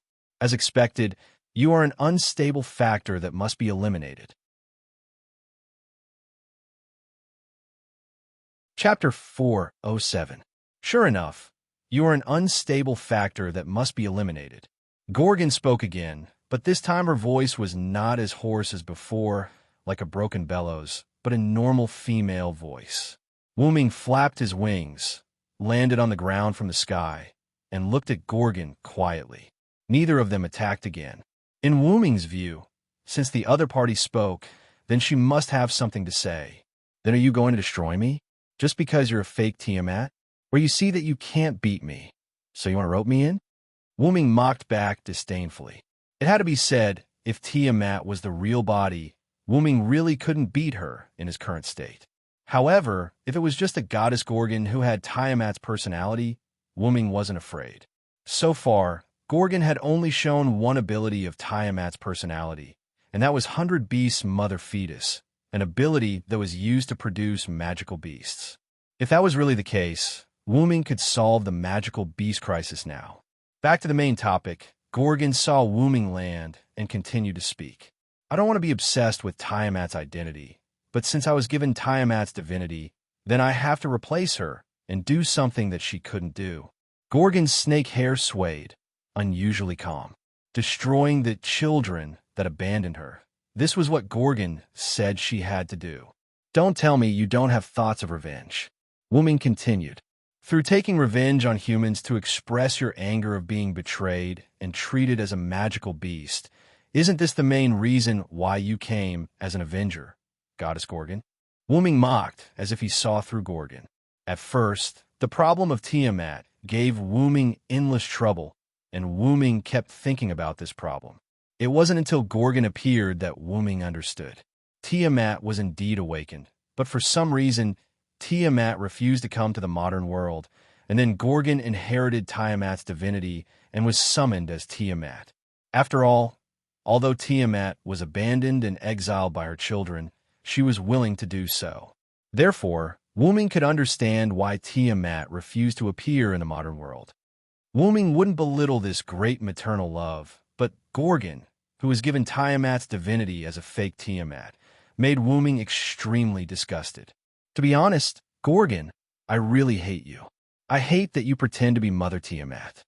However, Wuming's words made Gorgon angry. Is that so? I originally wanted to cooperate with you, but it seems impossible. This was probably the reason why Gorgon spoke in a normal way in this uninhabited place. It was impossible from the beginning. I am Hyunryong, the Uruk Hyunryong who protects the world. Facing you who wants to destroy the human race, we can only fight. Wuming shook his head. However, I don't need your permission to cooperate with me. Gorgon smiled terrifyingly. Boom! The ground was instantly torn apart, and huge black pythons appeared from the ground under Wuming's feet without warning, instantly entangling Wuming. What? Wuming looked at these huge black pythons entangling him with some surprise. However, Wuming wasn't surprised by the attack, but by the power contained in these black pythons. Those were the power of the same origin as Wuming. The black snakes formed from origin power. So that's how it is. If you are Tiamat, you can indeed use this power. Wuming said with relief. Wuming once had a dream where he heard Tiamats singing in a dark space where it was difficult to move. After dreaming of Tiamat, Wuming had been worried about the black origin soil in that space. Wuming didn't think that the black origin soil had nothing to do with Tiamat. And now, Wuming was certain that Tiamat could use the black origin soil, and it wasn't strange that Gorgon, who had Tiamat's personality, could use the black origin soil. This is bad. Although Wuming said it was bad, his tone didn't sound bad at all. Be assimilated by the black soil and become my dependence. Gorgon laughed wildly. Tiamat's power, the sea of life. As long as someone was eroded by the black soil from the sea of life and dragged into the sea of life, they would definitely be assimilated by Tiamat and become a part of her. And these black snakes were an incomplete use of the sea of life. With Wuming's current ability, once he was dragged into the sea of life, his body-spirit base would definitely be assimilated, and he would become Tiamat's son again, the god closest to Tiamat. After all, with the black soil infused with the power of the origin, it could be said that there was nothing it couldn't control. However, if he wanted the power of the other party's origin, he had to use the power of the origin. And it just so happened that Wuming had the power of the origin. Boom! The power of the origin in Wuming's body erupted, instantly breaking through the black snake's bindings and scattering them. Then, Wuming immediately flapped his wings and flew into the sky.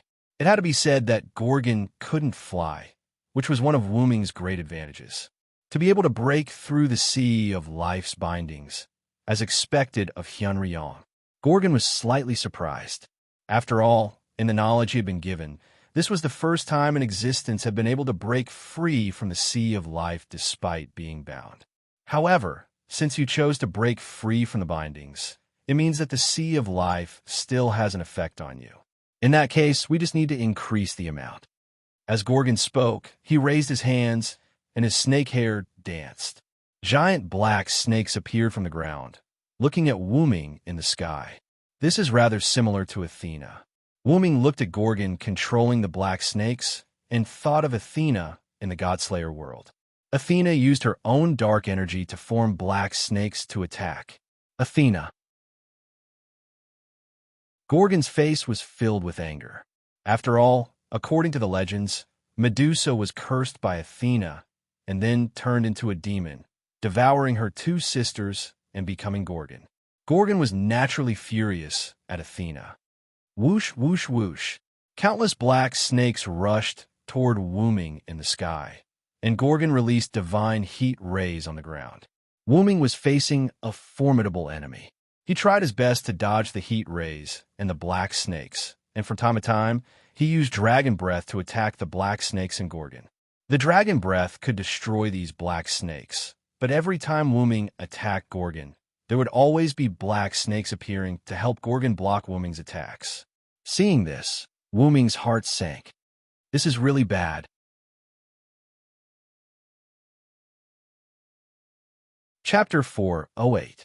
Wuming, who had transformed into a Hyunryong dragon, was unprecedentedly powerful in terms of physical strength and magic.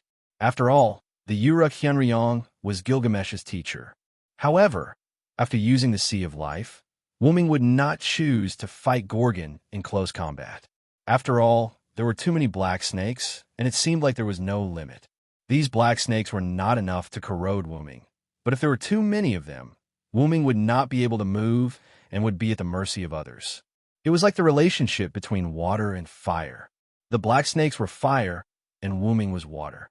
Fire could not envelop water, so the black snakes could not bind Wuming. However, if there was enough fire, the water would be evaporated, leaving nothing behind. In simple terms, if Wuming was really injected into the Sea of Life, then he would definitely be forced to leave. However, Wuming's spirit base would be recorded by the Sea of Life, and more Hyunryong would be produced. That would be terrible. Therefore, Wuming could only choose to capture the leader and kill Gorgon first. Then, he would need to attack from afar. However, Wuming's long-range attacks were useless. Whether it was his own dragon breath or the loon's magic attacks, they would all be blocked by the black snakes. Gorgon also knew that Wuming would choose to attack him. Gorgon would not let Wuming's plan succeed. There were more than 10 black snakes around him, and once they were reduced, they would immediately replace them. Then, there was only one way left: kill all the black snakes around Gorgon, then kill Gorgon and force him to leave. Wuming's huge eyes emitted a cold gaze. Wuming had considered killing both the black serpent and Gorgon, but killing Gorgon with the black serpent as a shield would be difficult. Gorgon's durability was A++. To put it simply, it wasn't easy to die. But now it was surrounded by black snakes that were both spears and shields. The difficulty was simply too great. However, Wuming had an idea. "I'm going Gorgon!" Wuming roared as he charged at Gorgon. Hiss! Countless black snakes rushed towards Wuming from all directions, including countless heat rays that could cause true damage to Wuming. The attacking black snakes had to be destroyed. After all, those things were quite difficult to deal with. As for the heat rays, he would try his best to dodge as many as possible. If he couldn't dodge them, he could only defend against them. Even though he couldn't defend against them, Wuming kept dodging one heat ray after another, destroying one black snake after another. His body was getting smaller and smaller. Of course, this was Wuming's intention. After all, moving forward with so many attacks, it was still advantageous to be small. However, Wuming didn't dare to change back to his human form. Not only would all his ability points drop by 1 level, but without the protection of the dragon scales, Wuming's defense would also be greatly weakened. Although Wuming had almost given up on defending, when he was very close to Gorgon, Wuming's body had shrunk to his initial size. Compared to Gorgon, he was almost a quarter of Gorgon's height. "You're giving up. Are you prepared to walk into a trap, Hyunryong?" Gorgon said mockingly. Although that was what he said, Gorgon didn't think that Hyunryong would commit suicide. He must have some plan. Gorgon instantly controlled countless black snakes to surround Wuming and rush towards him. "That's good. What a coincidence. I said I was going to commit suicide." Wuming smiled. Then, the loon runes on his body lit up. That was the original 18th loon. Oct Eug. How dare you? In an instant, with the release of the noble phantasm real name and Gorgon's surprised voice, Gorgon and Wooming's eyes fell into a white light. Rumble. In the distance, Uruk. Gilgamesh looked at a seven-colored energy pillar that rose into the sky and smiled. What a pleasant battle. This time, Gorgon lost. In front of Babylon, the vine barrier. Woo-woo. Funbaba looked at the seven-colored light pillar worriedly. Funbaba, who had a connection with his master, could sense that his master was in a bad situation. Babylon City, Nippur City. A few servants who were nervously moving the crowd between the two cities also saw the seven-colored light pillar and were stunned. Not only that, but the citizens who wanted to take advantage of the time when Wooming took Gorgon away were also stunned. They stared blankly at the scene. As expected of Hyunryong, Sama, he can actually do this. Shiro Amakusa praised. In the seven-colored light pillar, a huge source of power was the main body. The power of fire and frost complemented each other. The heavy earth and the light wind complemented each other. It was rare that the active life and the silent death did not corrode each other. This was the real great god seal. It gathered all the power of the Loon runes that Odin sacrificed one of his eyes. It was reproduced in Mesopotamia by Hyunryong, who replaced the Uruk. As for the problem of the noble phantasm, because Oktu Odin was a magic spell on the level of a noble phantasm, there was no reason why Silent Moon, who could use all the runes of Rune, would not be able to use it. After all, Wooming was not a servant that could be judged by the normal servant rules. Gorgon's scream came from the light pillar. After a while, the seven-colored light pillar disappeared. The smoke produced by the great god seal almost covered the entire northern battlefield, making it impossible to see the battlefield clearly.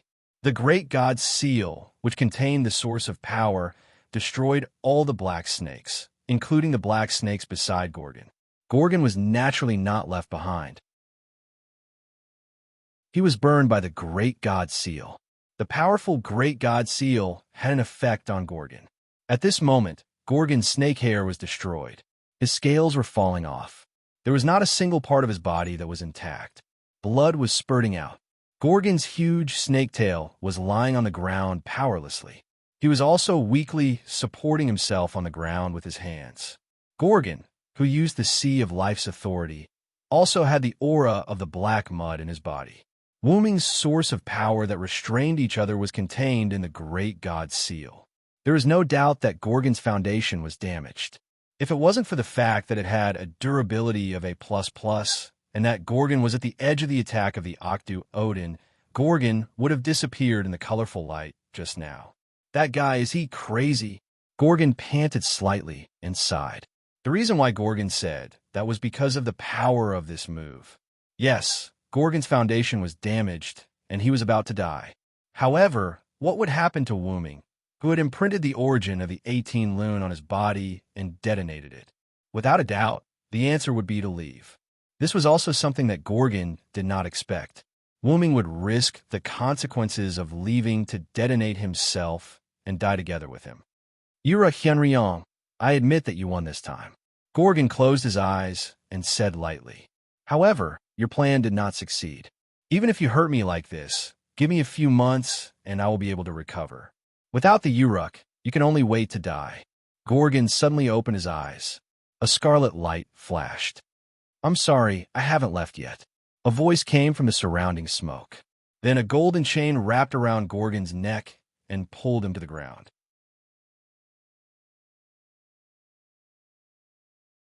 Chapter 409.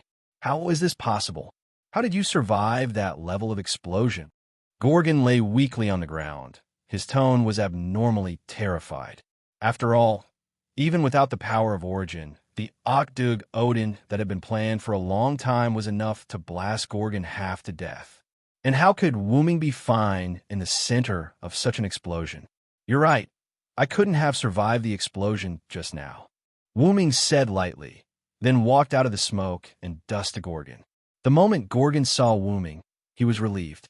Wooming had already returned to his human form from his dragon form, and seemed to be fine.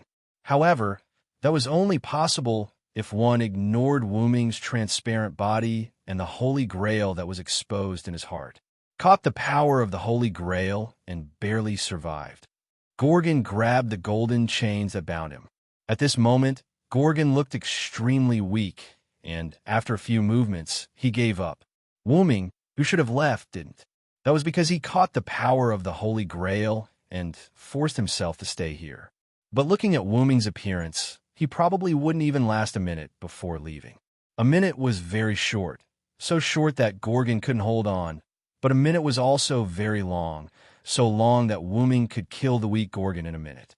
The current Gorgon was at the end of the light crossbow. No, perhaps not even at the end of the light crossbow. Even if Wuming was about to disappear, Wuming's current state could be said to be the final radiance of the setting sun. It should be known that the final radiance of the setting sun was everyone's strongest moment. In this short period of less than a minute, it was enough for Wuming to kill Gorgon. As expected, this is the end of my road. Gorgon gave up struggling. Like a curse, being suppressed by heroes. This was the unchanging end of the path for demons. You don't have to be like this, Gorgon. Wuming looked at Gorgon and shook his head. There's no need for you to play the role of Tiamat. You're Gorgon, no one else. How can you win if you run away and deny yourself? I hate people like you who run away. Wuming explained why he hated Gorgon so much. Is that so? I see. Gorgon finally understood before he died. Wuming looked at his body. It would disappear in a few seconds. I don't have much time left. Since you've already understood, then go in peace. After Wuming finished speaking, he raised his left hand that was not holding the chain. His left hand instantly transformed, and an incomparably huge dragon claw appeared. This was the effect of Wuming's noble phantasm. The claw that was condensed with magic power clawed at Gorgon's chest, where the spirit core was located. However, just like in dramas, as long as the opponent was given an explanation before he died, he would definitely lose. Just as Wuming's huge dragon claw was about to pierce Gorgon's heart, the silver chain instantly wrapped around Wuming's dragon claw and Wuming's body. Mother, are you all right? Enkidu suddenly appeared and shouted nervously. You're in luck, Gorgon. Wuming's body began to disappear from his feet. The golden heavenly lock that was binding Gorgon also turned into light spots and disappeared. Ah, that's right. I have an underling who cares about my mother. Gorgon was no longer obsessed with Tiamat's identity. Gorgon slowly got up and looked indifferently at Wuming, who was about to disappear. Enkidu did not know why, but he also looked at Wuming. Through his eyes, Wuming could see that he did not have the heart to do so. You've won this battle. In the following days, I won't come out of my temple in the north until I fully recover. Wuming pursed his lips helplessly. Gorgon would not be able to recover from the damage caused by this battle without a few months. If she dared to show up, she would be attacked by the other servants. If Gorgon was seriously injured, the servants summoned by Gilgamesh would be able to kill her. I will only send out monsters. I will not appear in person. Consider it your reward for winning. After all, Gorgon had her dignity. She would restrain herself if she lost. However, the one who died was not her, but the winner, Wuming. Therefore, Gorgon would not give up on invading the Uruk. As you wish, Wuming said indifferently. After Wuming finished, Gorgon left toward the north, leaving Wuming's head and Enkidu's head behind. Looking at Enkidu, who did not leave, Wuming opened his mouth. Although I don't know who you are, I can see that you're not a bad person. It's just that your standpoint is different. Wuming smiled at Enkidu. Enkidu was somewhat flustered and blushed. If it's possible, I hope that you can take care of this Holy Grail. Wuming finished speaking and completely disappeared. Clang! The Holy Grail that was located at Wuming's heart fell to the ground. Enkidu thought for a moment, then walked to the place where Wuming disappeared, picked up the Holy Grail, and left. The city of Babylon and the city of Nippur were in the midst of population transfer overnight. Because of the commotion caused by Wuming and Tiamat, people were not in the mood to sleep. Coupled with the monster crisis, people were constantly moving people under the arrangement of the servants. Because the monster horde and Gorgon attacked in the middle of the night, it was almost a few hours before the battle between Wuming and Gorgon ended. Shiro Amakusa stood on a tall building in the city of Babylon, which had almost completed its population migration, and looked at the battlefield where Wuming and Gorgon had settled down in the distance, and did not speak for a long time. Did Hyunryong win? Leonidas appeared behind Shiro Amakusa and asked Shiro Amakusa. Shiro Amakusa nodded and then shook his head. Hyunryong won, but he also left. Gorgon lost, but he is still alive. This was what Fuma Kotaro said after collecting information. In fact, in the current situation, Wuming undoubtedly lost. Now, almost all the servants who saw Gorgon's real body knew that it was not Tiamat who gave birth to the monster, but Gorgon who got Tiamat's personality. Let's go. The north wall is almost finished. It's time to retreat. Then, the three of them left Babylon. Nippur was the same. After Okita Soki and Ba Guzan finished guiding the residents of Nippur, they looked into the distance. Hyunryong, Sama failed. Okita Soki said in a low voice. However, knowing that Tiamat is actually Gorgon is quite important. Hyunryong, Sama's sacrifice was not in vain. Ba Guzan said firmly. Let's go. It's time to return to the North Wall. Uruk, Tower of God. Siduri stood unnaturally beside Gilgamesh, assisting Gilgamesh in handling government affairs. It's almost time to recover, Siduri. Gilgamesh suddenly said. Yes. I'm sorry, King Gilgamesh. Siduri said apologetically. Hyunryong is not dead. It's just a clone that died. Gorgon was seriously injured. Now we have the advantage, so cheer up. Gilgamesh reprimanded. Yes, King Gilgamesh. It's just that I don't know where the Holy Grail is. I have to find it as soon as possible. Gilgamesh said to himself. Then the sun rose. A new morning sun. Gilgamesh did not know what he was referring to. Looking at the rising sun, Siduri's heart was also active. Hyunryong had done a lot for Mesopotamia, and the rest was left to them. Inside the root, the huge root dragon opened its eyes.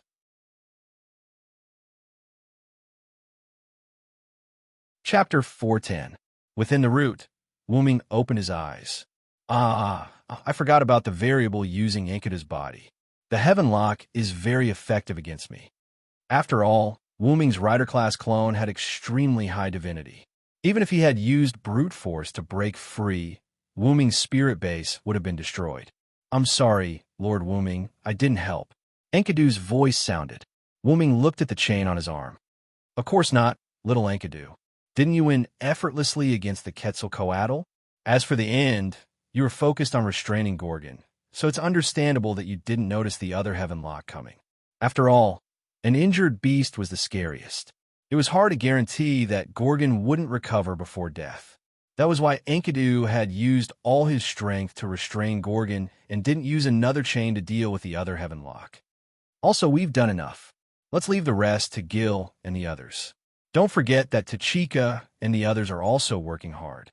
Don't worry too much. Wuming laughed like an optimist. Looking at Wuming like this, Enkidu felt a little helpless, but he didn't say anything. As long as you're happy, Lord Wuming. Enkidu's tone was light. As long as Lord Wuming didn't feel like he was a burden, it was fine. At this moment, Wuming, who was inside the root, sensed something outside. Did those guys become active because of the influence I caused in Mesopotamia? Wuming opened a lens in front of him, and countless black substances rushed over. Naturally, it was the root black soil that was attacking from outside. But if they only rely on numbers, they're like moths to a flame. How strong was Wuming now? Before coming to the origin, Wuming was no longer afraid of the origin black soil. Now, Wuming had stayed in the origin for quite some time. For Wuming, who could absorb the power of origins to strengthen himself, being inside a great origin was the same as entering a device that could endlessly increase his strength. Wuming sat on a platform at the center of the great source and closed his eyes. In an instant, a blinding white light shot out from Wu Ming's body, penetrating the origin as if it was nothing. The white light penetrated the origin and went outside. Like the exterior of the universe's great origin, countless pieces of black mud surged forward one after another, like the surface of an ocean in the midst of storm. However, when the pure white light came into contact with the source of the black mud was like a flame that had come into contact with water and was instantly extinguished. Countless black origin mud were constantly swallowed and destroyed by the pure white light. However, the black origin mud seemed to know no fear and continued to surge forward. It didn't take long for the surging black mud outside the great origin to be completely destroyed. The space outside the great origin regained its mystery and tranquility like the universe. I have to say, if the black origin mud had attacked me while my consciousness was shifting to the servant's clone, the defensive device I set up would have been useless. Then, Wuming looked at the back of his dragon claw, which had a black dragon-shaped imprint on it. Crackle, crackle. A bolt of lightning streaked across the back of Wuming's dragon claw and erased the black dragon-shaped imprint. Wuming had already memorized the world coordinates of the singularity, so he no longer needed the black imprint. The black dragon-shaped imprint was also responsible for the black origin mud's attack, which was why Wuming chose to dispel it. In that case, Kalas, stay behind and help me manage these defensive tactics in case those things attack me again while I'm asleep. If a large amount of black origin mud attacked here, while Wuming's consciousness was in the servant's clone, it would be really troublesome. If he chose to stay behind to solve the problem, it was very likely that the great origin would be attacked and Wuming's foundation would be affected. After all, Wuming still needed the power of the great origin to grow. If Wuming decisively dispelled the servant's clone, the great origin would be saved, but the problem in the servant's world would not be solved, which would be terrible. In other words, if Tachika Fujimaru was in a life-threatening situation, only Wuming could save her. What should he do if the great origin was attacked by the black origin mud? Wuming couldn't make the decision to abandon Tachika Fujimaru, but he had to ensure that the great origin was absolutely safe, which made him very conflicted. Because of that, if Kala stayed behind and controlled the defensive tactics, Wuming would be able to safely carry out his tasks in another world. Understood, Master. Kalas indifferently replied. Kalas naturally understood this principle, so she immediately agreed. Kalas flew down from Wuming's head, turned into a machine that acted like a central device, and landed inside the Great Origin on the platform that Wuming was lying on. The platform was very large, and Wuming's shrunken body didn't take up much space. I will help Master guard the house. A screen appeared on the device, displaying what looked like an electrocardiogram. As Kala spoke, the electrocardiogram began to jump. Even if she didn't understand, she had to accept it. Solving problems for her master was her duty as the master's magic attire. Well then, Enkidu will continue to follow me this time. Wuming then said to the chain on his dragon arm. Yes, Enkidu said excitedly. Kala spat out in displeasure. After a while, the shadow of a dragon left the Great Origin. But don't misunderstand, that wasn't Wuming's main body. Wuming's main body was sleeping inside the Great Origin. The shadow of the dragon that flew out of the Great Origin was a true clone created by Wuming. After all, the body of a servant was still a bit weak. It would be fine if it was a powerful class, but Wuming always became a class that was disadvantageous to him for various reasons. Therefore, Wuming created a true clone of himself. Using the power of the Great Origin, relying on Wuming's wisdom and Wuming's own body as the blueprint, he created the Origin Dragon mini-machine. Just like the male version of the Gilgamesh doll made by Wu Ming, he put his consciousness into it and transferred his consciousness into it. Although this Origin Dragon mini-machine was a puppet, it was closer to the servant's spiritual base. After all, it was a product of the Great Origin. How could it be like an ordinary puppet?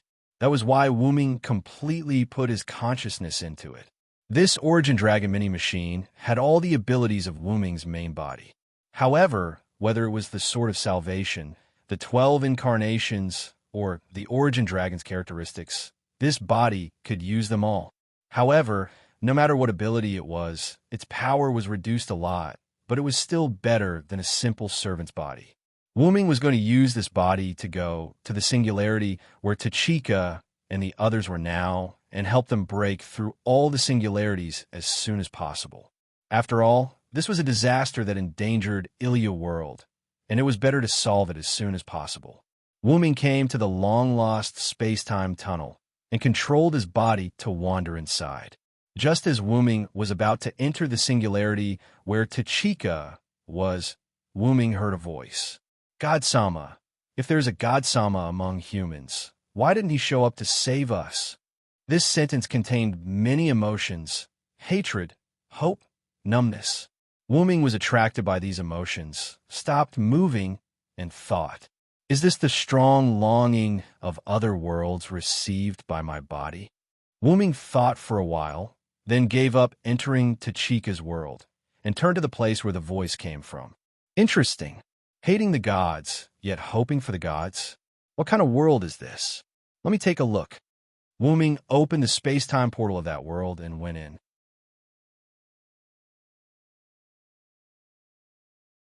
Chapter 411. The sky was dark and gloomy. Endless thick fog and dark clouds covered the sky, and not a single ray of sunlight shone on the earth. The land was desolate. It was either cracked land or land full of strange plants. In short, it was a tragic sight that was unbearable to look at. It was desolate everywhere. Disgusting. This was the sigh of the white dragon that had just come out of the space-time tunnel. Wuming could feel that everywhere was filled with dead silence.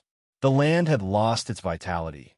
The sea had dried up, the sky was covered, and the air was filled with an unpleasant smell. All of this was nauseating.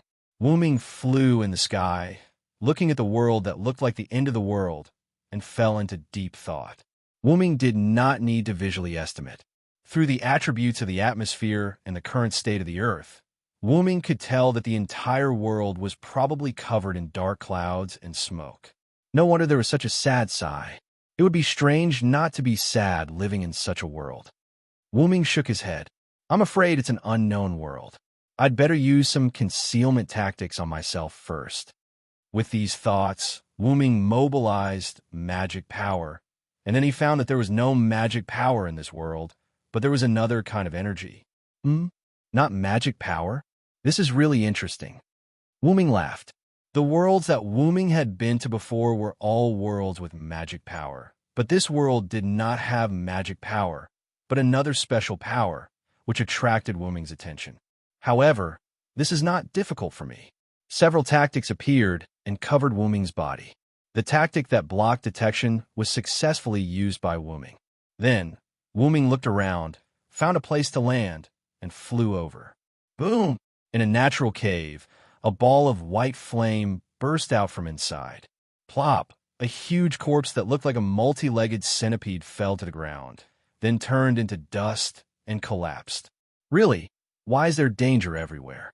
Is there no safe place in this world? Wuming's voice was heard. Wuming extinguished the flame on his hand and walked into the cave. At this moment, Wuming was wearing a black hooded cloak. After entering the cave, Wuming took off the hood and then looked around the cave. I have to say this giant centipede is really neat. I was thinking if it was like that tentacle-like thing's place was full of mucus, or if it was like that bear-like thing's cave was full of feces and skeletons, then I'd have to change places again. Wuming said with some relief. Then, Wuming sat down in the cave. As for why Wuming came back here, it had to start from the moment he landed. After Wuming landed, he recovered his human form. After all, it was a weakened version of the power of the root, so it was natural that he could turn into a human. Then, Wuming began to look for a place to rest. After a few twists and turns, he finally found a decent place. During this process, Wuming discovered that there were things that Wuming didn't know about almost everywhere on the ground.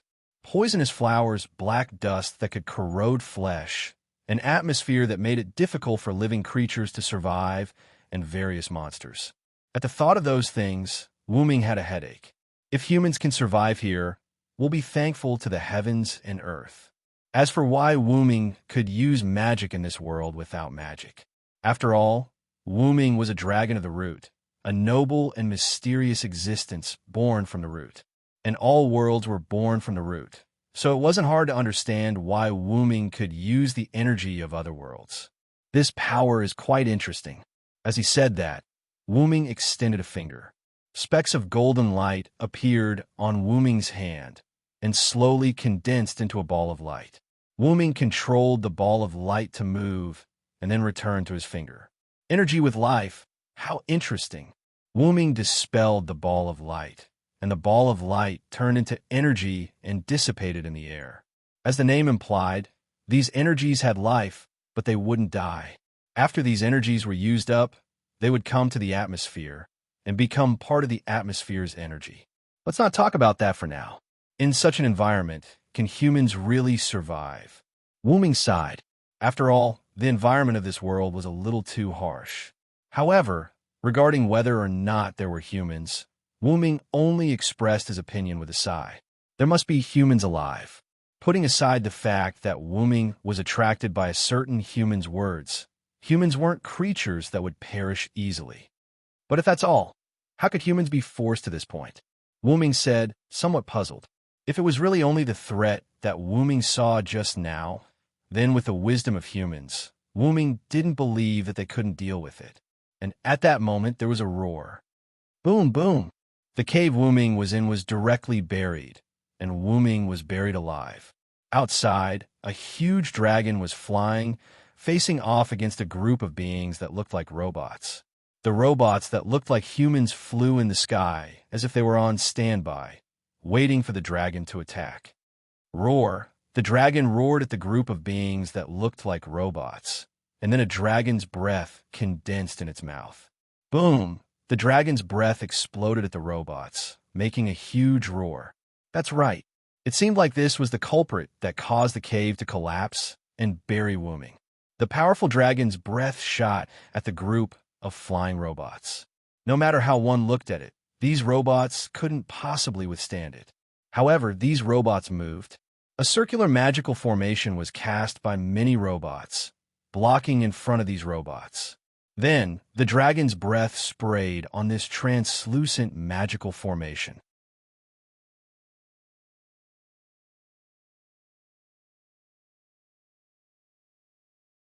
Chapter 412. Who's there? The giant dragon looked around and roared vigilantly.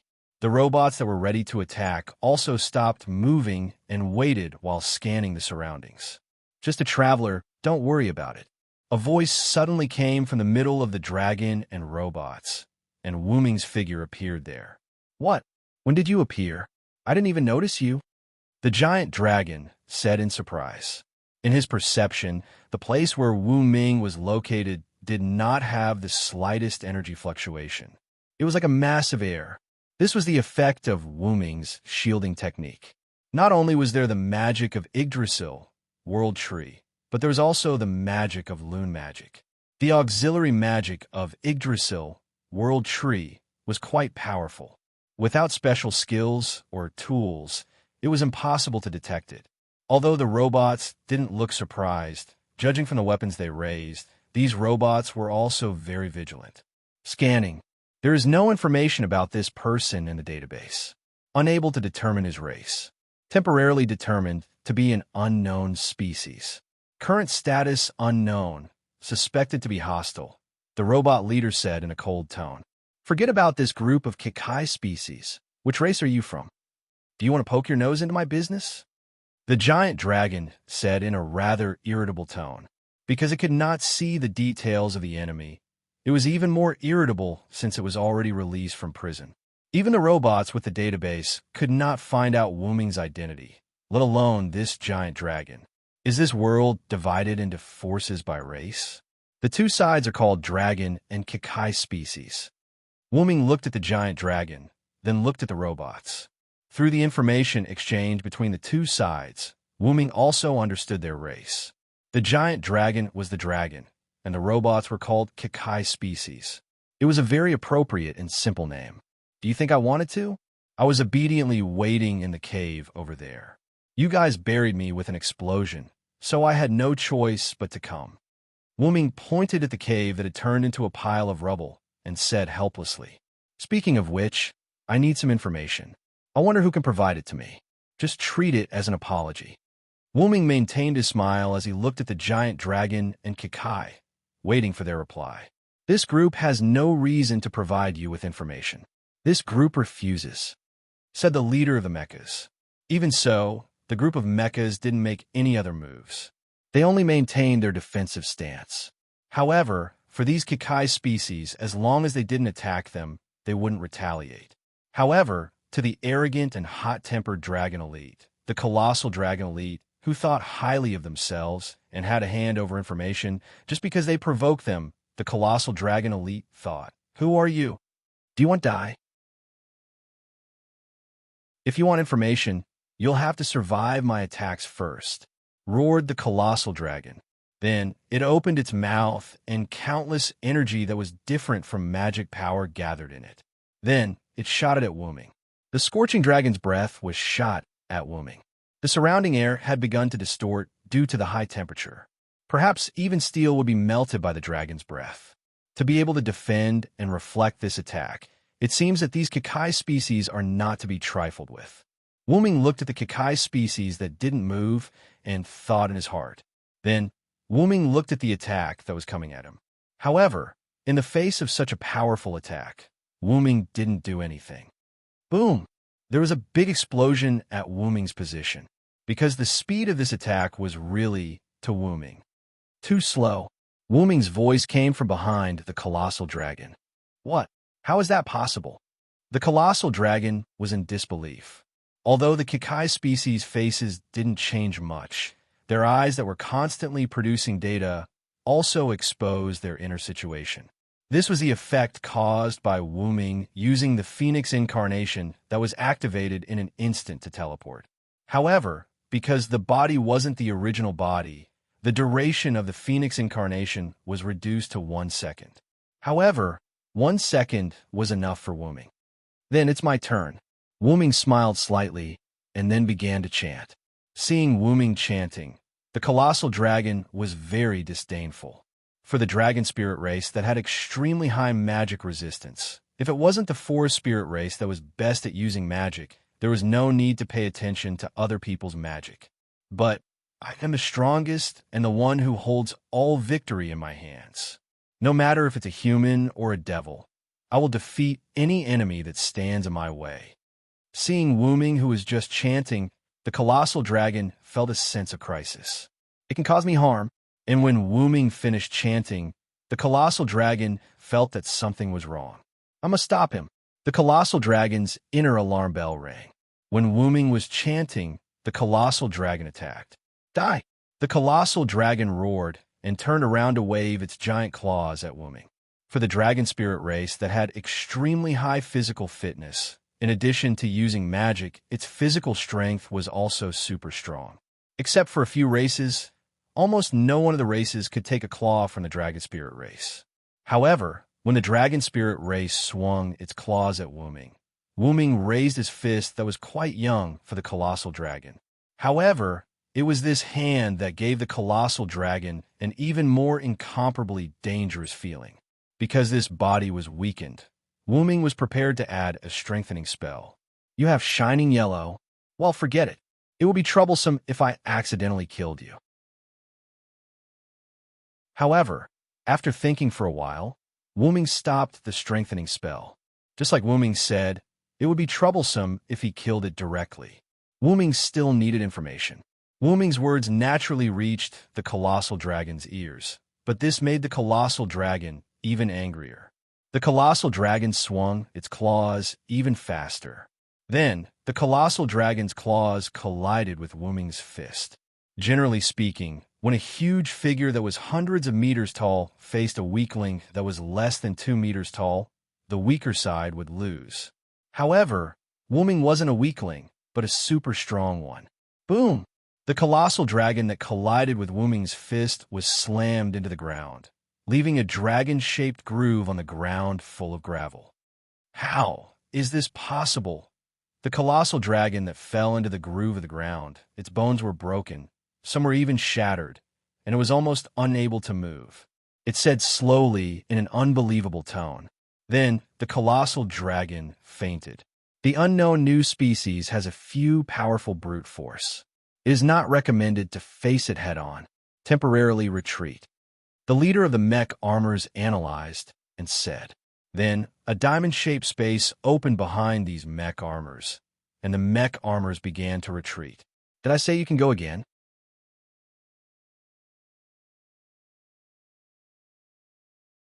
Chapter 413. Did I say that I would let you go again? Wu Ming's voice rang out. However, this did not affect the departure of the Jikai bastards. There's no fear at all, Wu Ming said gloomily. He didn't feel any fear from Jikai. However, I can't just let you leave like this. Since they were called the Mechai species, they must have something like a database. For Wu Ming, who wanted information, this was like finding a water source in the desert. He couldn't let it go. Well, but I don't need that many mecha seeds. As the leader, you're pretty good. After all, the leader usually had the most information, right? Little n. After saying that, Wu Ming cast Heaven Lock on leader Kakai, who had already entered the dimensional space. Bang! However, the Heaven Lock that had just entered bounced back out. What? Wu Ming was a little surprised. Although Heaven Lock was not an offensive weapon, this was the first time Enkidu had failed to achieve anything. Putting away Heaven Lock, Wu Ming looked at the closed dimensional space and gave up on the idea of capturing leader Kakai. Perhaps the performance of the machines was different. Compared to the leader of the mechanical triumphant race, which had already closed its dimensional gate, there were a few mechanical triumphant races which had yet to close their dimensional gates. Looking at the speed at which they closed the dimensional door, this was more than enough for Wu Ming. Fear the one with wings. Evil people and powerful people are all afraid of me with wings. My wings will bring you a curse. Evil people can't hit me. After quickly chanting the incantation, Wu Ming instantly arrived in front of a randomly selected mecha triumph-type dimensional door and went in. Pseudo-reflex, pseudo-reflex. Accompanied by the emotionless robotic lowly voice, a barrier appeared in front of Wu Ming, who had just entered the dimensional door. When Wu Ming saw this barrier, he understood that the mechanical triumphant race could use a kind of reflex ability. Enkidu was caught off guard by the mechanical triumphant race's reflective barrier just now. But you're still too young to deal with me. Wu Ming's Phoenix avatar didn't simply increase Wu Ming's speed, but it reduced the flow of time around him and accelerated his own time to reach super high speed. This involved the power of time. In this way, not only Wu Ming's physical speed, but also Wu Ming's consciousness and reaction ability. As a result, Wu Ming easily bypassed the barrier amidst his opponent's extremely slow movements. With a wave of his hand, the heavenly lock appeared and bound this mecha triumphant race. Then, Wu Ming accelerated and pulled the mechanical triumphant race out of the dimensional door. Wu Ming looked at the rest of the mechanical triumphant race that had been completely sealed and retreated, and he didn't say anything. Well, even if it's an ordinary mechanical triumphant race, I'm already satisfied to know the basic information of this world. Then, Wu Ming looked at the mechanical triumphant race that was tied up by him. Because of the mechanical triumphant race being tied up by the mechanical triumphant race, it could no longer use its magical power to fight back, and the power of a mechanical triumphant race alone was not enough to break free from the mechanical triumphant race. It was a female mechanical triumphant race, and it was a lowly of about 10 years old. A small part of its body was covered by metal armor, from neck to chest. The entire lower abdomen and below thighs were all mechanical metal, and a large number of mechanical metal structures were exposed in the elbows, shoulders, waist, and abdomen. There were several mechanical wings behind it, which didn't look like they were used to assist in flight, but more like combat support. There was a rather complicated mechanical intelligence disc on the right side of its head, which looked quite mysterious. Its eyes were yellow and alert mode, full of data, and there was an analytical lens in front of its left eye. There was also a long-barreled technology gun for combat on its arm, as well as some other auxiliary machinery. After all, Wu Ming didn't know much about these things, and he didn't pay much attention to them. In addition, there were 2 tail-like cables behind the mechanical triumphant race's body, which gave Wu Ming the feeling of an antenna. The most obvious thing was the gorgeous rose-colored knee-length hair of this mechanical triumphant race, as well as its beautiful face. Although her messy long hair looked quite unkempt, it gave people a very soft feeling. Wuming touched the mechanical triumphant race's hair, and sure enough, it was quite soft, but the toughness of the mechanical triumphant race's hair was super strong. Soft steel wire can be compared to this. Prompt: the connection has been cut off from this machine. You can't invade the connection through this machine. The mechanical triumphant race said. Sure enough, it's worthy of being a machine life. It was abandoned after being captured. Wuming said helplessly, but there was nothing he could do about it. According to reason, it was just an ordinary mechanical triumphant race member. He was afraid that the other party wouldn't choose to fight against an unknown enemy who could knock out a dragon spirit with one punch. Often, a programmed machine system was the most rational existence. I can only say that it's worthy of being called a mechanical triumphant race. Wuming sighed. I received an order when I was cut off from the host computer to initiate the self-destruction program. I can't leave any information to the enemy. The self-destruction program, countdown, start dash, the mechanical triumphant race slowly said blankly, and then began to mumble. However, although Kakai was a robot, it was actually a product of mystery. To put it simply, it was not a science, it was still a magic. Question: the self-destruction program can't be started, the elf can't be used, the self-destruction program failed to start. Mechanical triumphant race said faintly. Of course, your body's energy has already been restrained. How can you use your ability? Wuming couldn't let the database that he had worked so hard to obtain run away. I repeat, I will not provide you with any information. Mechanical triumphant race looked at Wuming indifferently and did not do anything else. With such a tough attitude, it's impossible to get any information. After all, no matter how hard you torture a machine, it would only make others think that you're destroying her, which had nothing to do with the abandoned mechanical triumphant race. Collis is not here. It's a bit inconvenient. After all, Collis was similar to mechanical triumphant race, but Collis was not as emotionless as mechanical triumphant race. Since being tough didn't work, Wuming didn't force it. After all, there was still someone over there who could get information. With that in mind, Wuming looked at the unconscious dragon over there. Then, Wuming said to the mechanical triumphant race, if that's the case, then I won't get any information from you. Tell me your name first. The order you received was not to leak information, right? Things like names can't be considered information. After all, it's not easy to address someone without a name. After pondering for a moment, the mechanical triumphant race spoke. Mechanical triumphant race serial number C207PR 4F57T9. Why one is a name? Don't you have a name? Wuming was even more helpless. Were the mechanical triumphant race really just machines? I don't understand. The mechanical triumphant race was silent. After a moment of silence, mechanical triumphant race spoke again. Question: what about Hubletus? Let's call her that for the time being. After all, this was a name she gave herself, so she would use it as such for the time being. Although it didn't look like a name at all, then Hubletus, as the price for not getting any information from you, you need to follow me. Do you agree? Wuming looked into Hubletus' eyes and said, agreed, Hubrick said curtly. Then, let's see what we can get out of this giant dragon. Wuming looked at the giant dragon.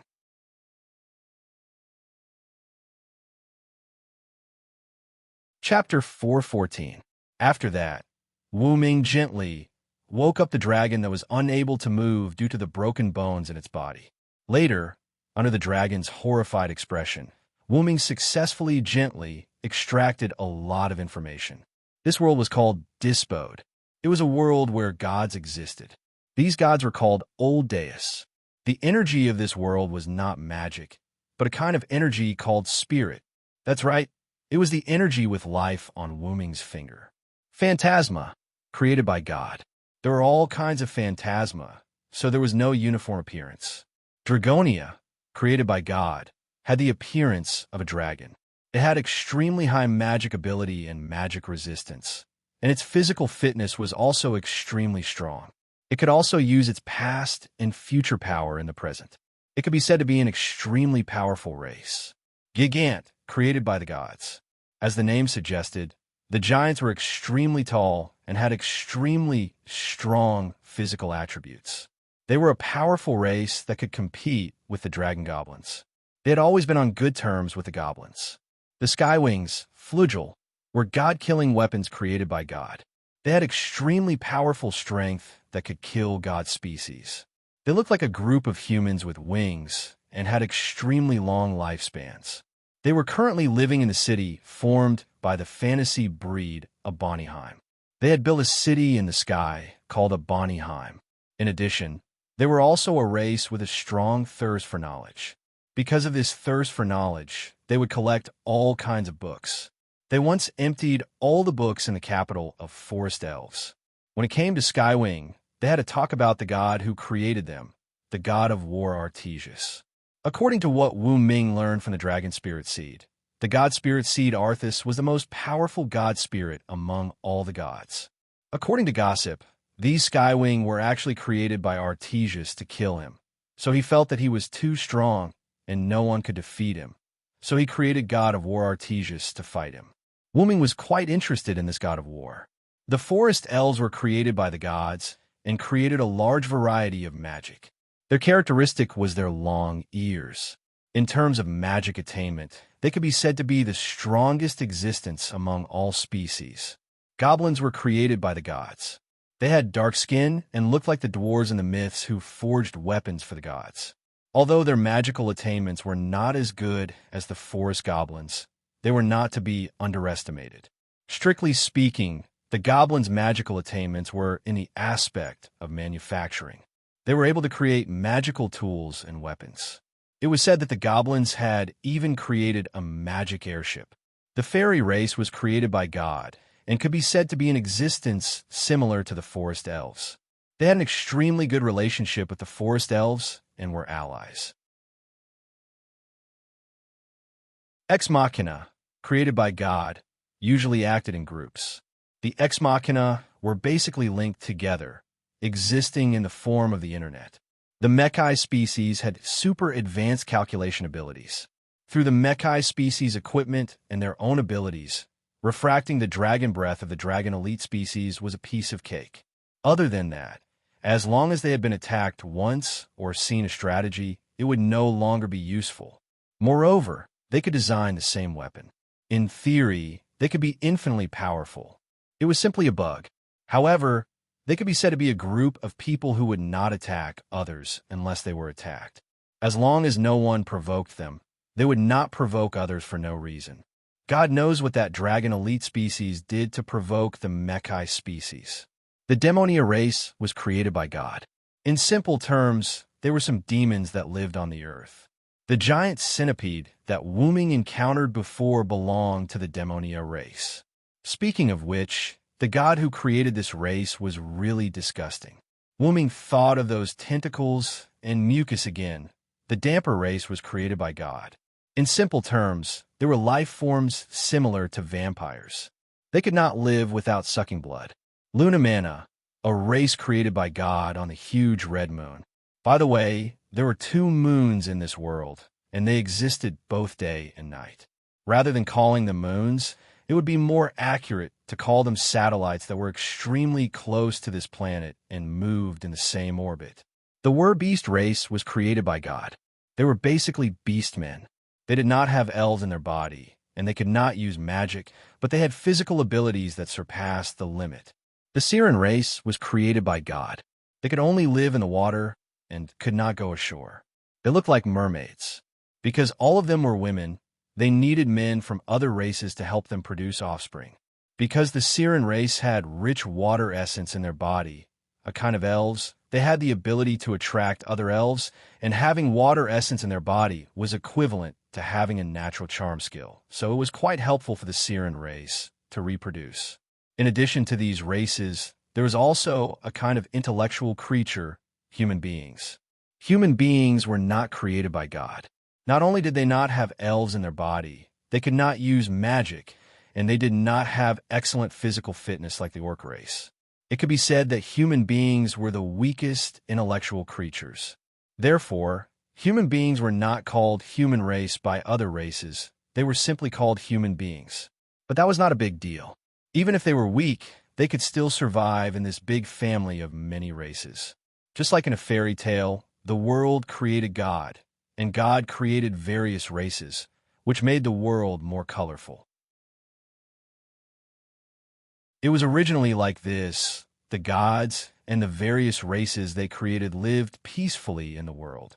Then, because of the selfish desires of their creators, several races went to war with each other under the command of their creators. The powerful gods, because they all wanted to be the only god, began an endless battle to compete for the throne of the only god.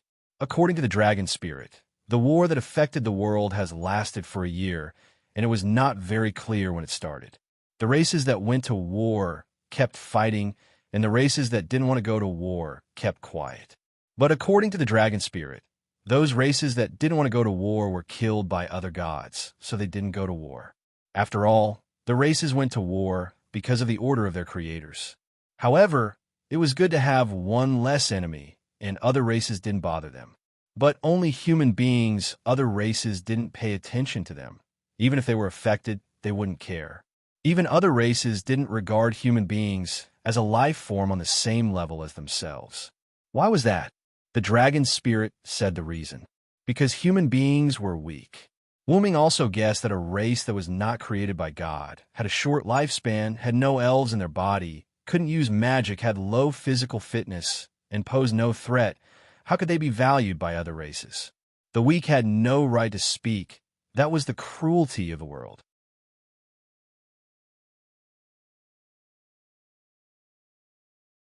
Chapter 4:15. This is also why I heard that sigh. Wu Ming was relieved. How could he be willing to be looked down upon and trampled on like this? However, even so, humans continued to exist and survive in this world war that had lasted for tens of thousands of years. No matter how desperate or unfavorable it was, humans still continued to struggle at death's door. As expected, this is how humans should be. Wu Ming walked on the road and smiled. Habilitas followed behind Wu Ming obediently. Facing Wu Ming's smile, Habilitas was very puzzled. I'm puzzled. Why is Nameless smiling so happily? The human race was clearly on the verge of collapse. Habilitas can't understand.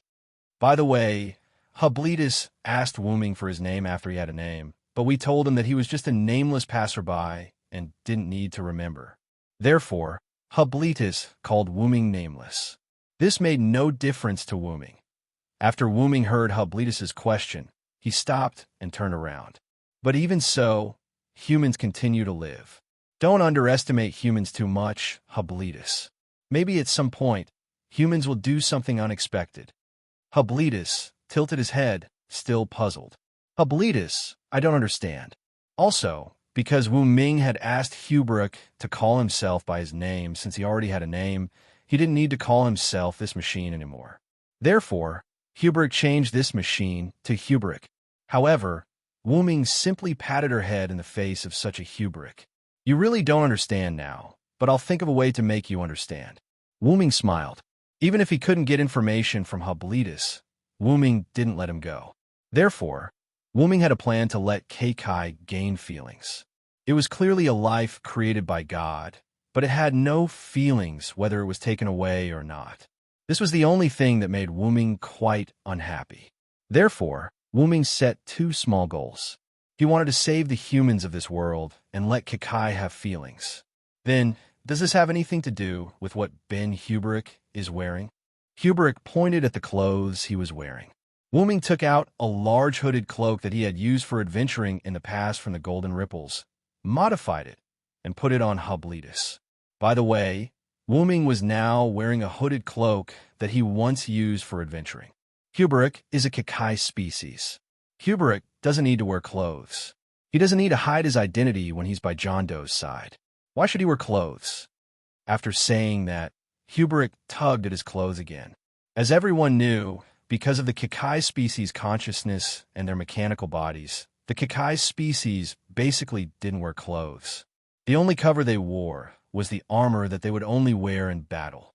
Although they weren't as attractive as the human body. Cough, cough. At least that's what Wu Ming thought. No matter what, he wouldn't be in heat because of a blow-up doll. Moreover, Wu Ming was going to let Huberic gain feelings. First of all, he had to let Huberic have a human sense of honor and disgrace. Most importantly, who the F***CK knew that Kekai species usually didn't wear clothes. Wu Ming had already given up. After all, Huberic was still at the level of treating him as a tool. He couldn't rush it. Let's take it slow. Well, actually, my identity is very mysterious. In order not to expose me, I put you in disguise. Wu Ming explained awkwardly. Yes, by the way, the Earth Dragon spirit that Wu Ming questioned had been healed and released by Wu Ming. It would be great if the Earth Dragon spirit didn't expose Wu Ming's information, but it would be even better if he passed on the news of Wu Ming to other races. He broke and even shattered all the bones of an adult Earth Dragon spirit with one punch, and it was done with mercy. Wu Ming estimated that if this news reached the ears of the god of war Artesius, he would probably be very excited, because even the Skywing species, known as the god-killing weapon, needs everyone to work together to suppress an adult Earth Dragon spirit like me. Even the person from the Skywing species had to risk his life to barely suppress an adult Earth Dragon spirit like me. But you actually defeated me with one punch. Who the hell are you? These were the words of the extremely weak Earth Dragon spirit at that time. To be honest, the Earth Dragon spirit really had an advantage in this world. Resistance to magic, extremely strong magic abilities, the ability to gather the power of the future and the past for use in the present, and an extremely strong physical body. It could be said that a long time ago, in addition to the god species occupying the top position and the fantasy species being rare, the second most powerful race was the Earth Dragon spirit. However, unfortunately, that could only be in the past. Now, the Earth Dragon spirit was almost out of people. Hint, the Kekai species had once fought with the Dragon Essence species. In the end, all the members of the Dragon Essence species that participated in the battle were wiped out. Previously, when Wu Ming was puzzled, Zayuberic explained as such. Although Zayuberic did not tell Wu Ming the specific situation, Wu Ming could almost guess it. The Earth Dragon Spirit had used the ability to copy the Earth Dragon Spirit's attack and attack the Earth Dragon Spirit, wiping out all the Earth Dragon Spirit that participated in the battle. As a result, there weren't many Dragon Essence seeds left now. Coincidentally, the creator of the Earth Dragon Spirit had died. As a result, the Earth Dragon Spirit was at an even greater disadvantage. At that time, the Earth Dragon Spirit had also looked at Zayuberic with resentment. It seemed that the battle between the Earth Dragon Spirit and the Earth Dragon Spirit was not an accident. By the way, according to the Earth Dragon Spirit, after witnessing the power of the Earth Dragon Spirit, the various races had ordered that they were strictly prohibited from provoking the Earth Dragon Spirit. Back to the topic, if the Earth Dragon Spirit spread the news, although other races and even gods would be vigilant, it would pose a threat to the various gods and races. An unknown powerhouse comparable to the god species was wandering casually on the ground. Once this news spread, the other races would pay attention when they fought wantonly. If they accidentally provoked that unknown expert, it would definitely be a business that would only be a loss. So, where is John Doe going? Zayuberic asked. Of course, it's a place where there are humans, Wu Ming said without hesitation. Firstly, he would be able to observe and help the humans of this world. Secondly, if he wanted Zayuberic to have human emotions, he would have to let her live in the human world. As for Wu Ming, he was just a non-human who understood humans very well. Then, let's set a small goal first. Find the humans. With that said, two figures, one big and one small, wearing black cloaks, walked in a certain direction, moving forward unhurriedly.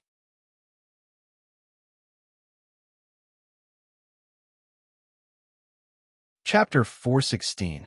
Because Wu Ming did not deliberately search for traces of humans, Wu Ming and Zayuberic slowly advanced on the ground. Along the way, because Wu Ming used a shielding spell, they did not encounter any trouble. They only encountered a few demons who were lucky enough to see Wuming and Zayubruk. Then, these demons were treated as human beings by the Wuming cult. Wuming saw many people of other races. Because of the shielding spell, they did not discover Wuming and Zayubruk. However, many times, these hostile races did not attack. Instead, they were vigilant and left after a few words. It seemed like the dragon spirit had spread the news of Wuming, and now, these races had restrained themselves a little. Wuming and Zayubruk continued to search for traces of humans on the ground. Because the two of them did not need to eat, their speed was not slow. At this moment, Wuming and Zayubruk arrived above a cliff canyon.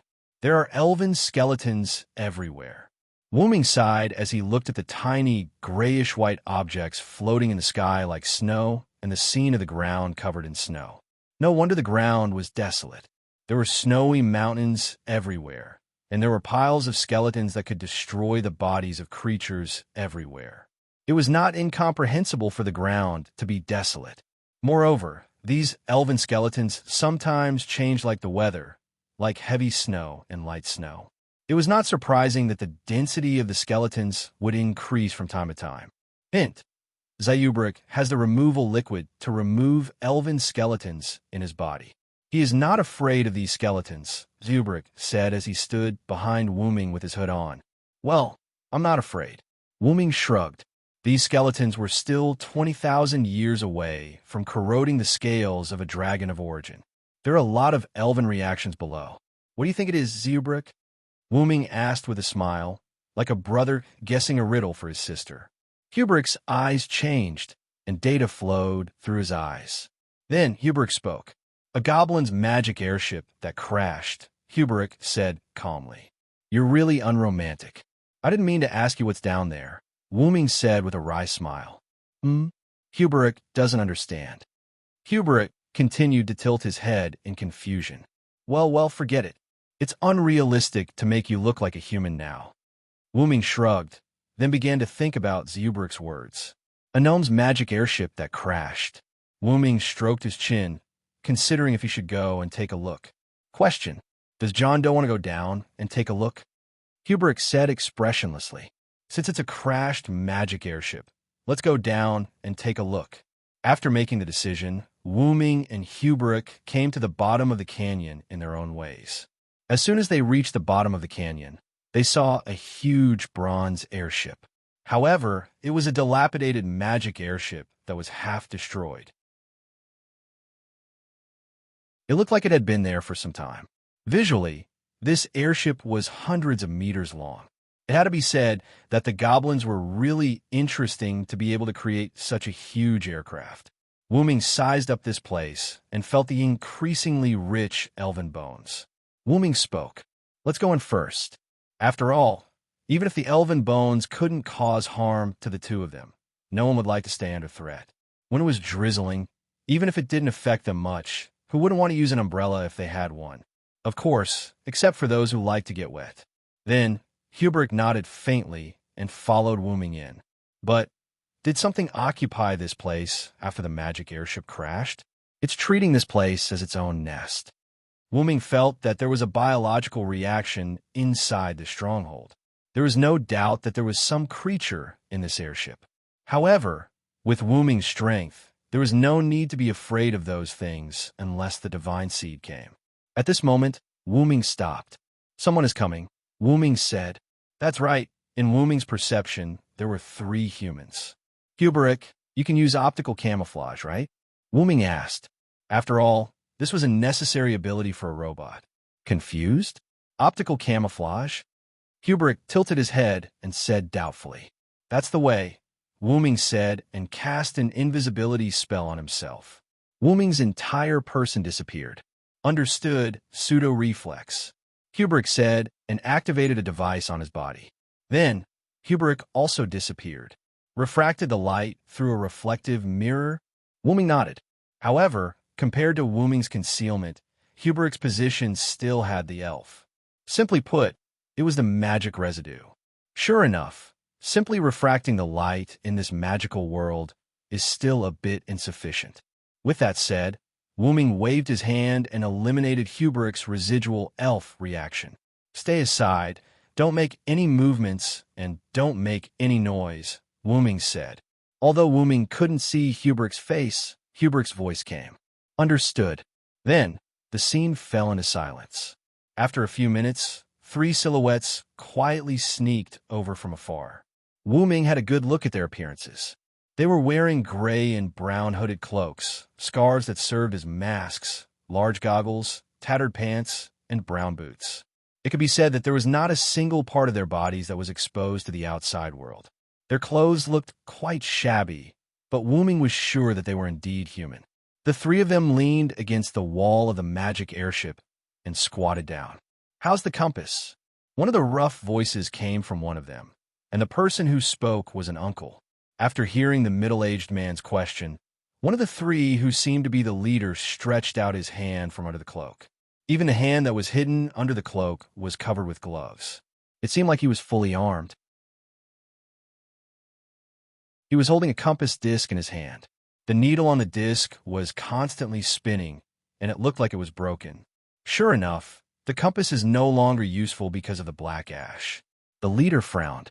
"Now we can only rely on our own eyes to find the enemy." "Be careful, Ivan, Ol," the leader called out their names. "Yes." The 2 people behind the leader nodded heavily. "The black ash is getting thicker. Hurry up." With that, the 3 of them sneaked into the magic airship. After the 3 of them entered the interior of the magic airship, Wuming and Hubrick revealed themselves. "Do you see that, Hubrick? The humans are still trying to survive."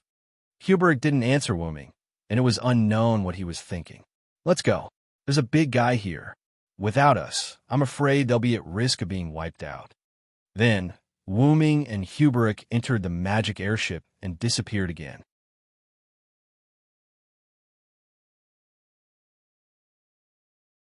Chapter 417. Wuming didn't immediately follow the 3 humans. Instead, he took his time to tour the magic airship. Although the magic airship was damaged and most of the buildings in the airship had collapsed, it still couldn't hide the advanced nature of the magic airship. It couldn't hide the advanced technology of the goblins. Speaking of which, can your Kakai race also make a magic-guided airship like this? Silent Wonder asked Zayubalus. Answer. Through analysis and replication, the Kakai race can complete the creation of the magic airship. Data flowed through Hublitus's eyes as he answered Wuming. In other words, you have no way to innovate on your own? His footsteps didn't stop as he continued walking. The Kakai race will evolve according to the environment of the current era. Hublitus was silent for a moment, then said, "I see. I'm interested in the god who created you." Wuming laughed. However, Wuming remembered that the dragon goblin had said that the creators of many races had disappeared. Some were killed by other gods, and some disappeared for unknown reasons. After that, Wuming glanced at Hublitus. If the Kakai race were to exist, did their creator disappear on his own, or was he killed by other gods? Wuming speculated that both outcomes were possible. Firstly, that God had such a powerful race. It was almost impossible for a god to kill that god. However, there was no one to command the Kakai race now. Therefore, Wuming felt that it was very likely that the god had disappeared on his own for unknown reasons. Secondly, the Mekai species had the ability to copy and reflect the enemy's attacks, which could be called a bug. The god who created them was likely to be attacked by the other gods. If the god was unscrupulous, the god who created them might still be killed by the other gods. That was why Wuming felt that both were possible. "By the way, can you tell me who the god who created you was?"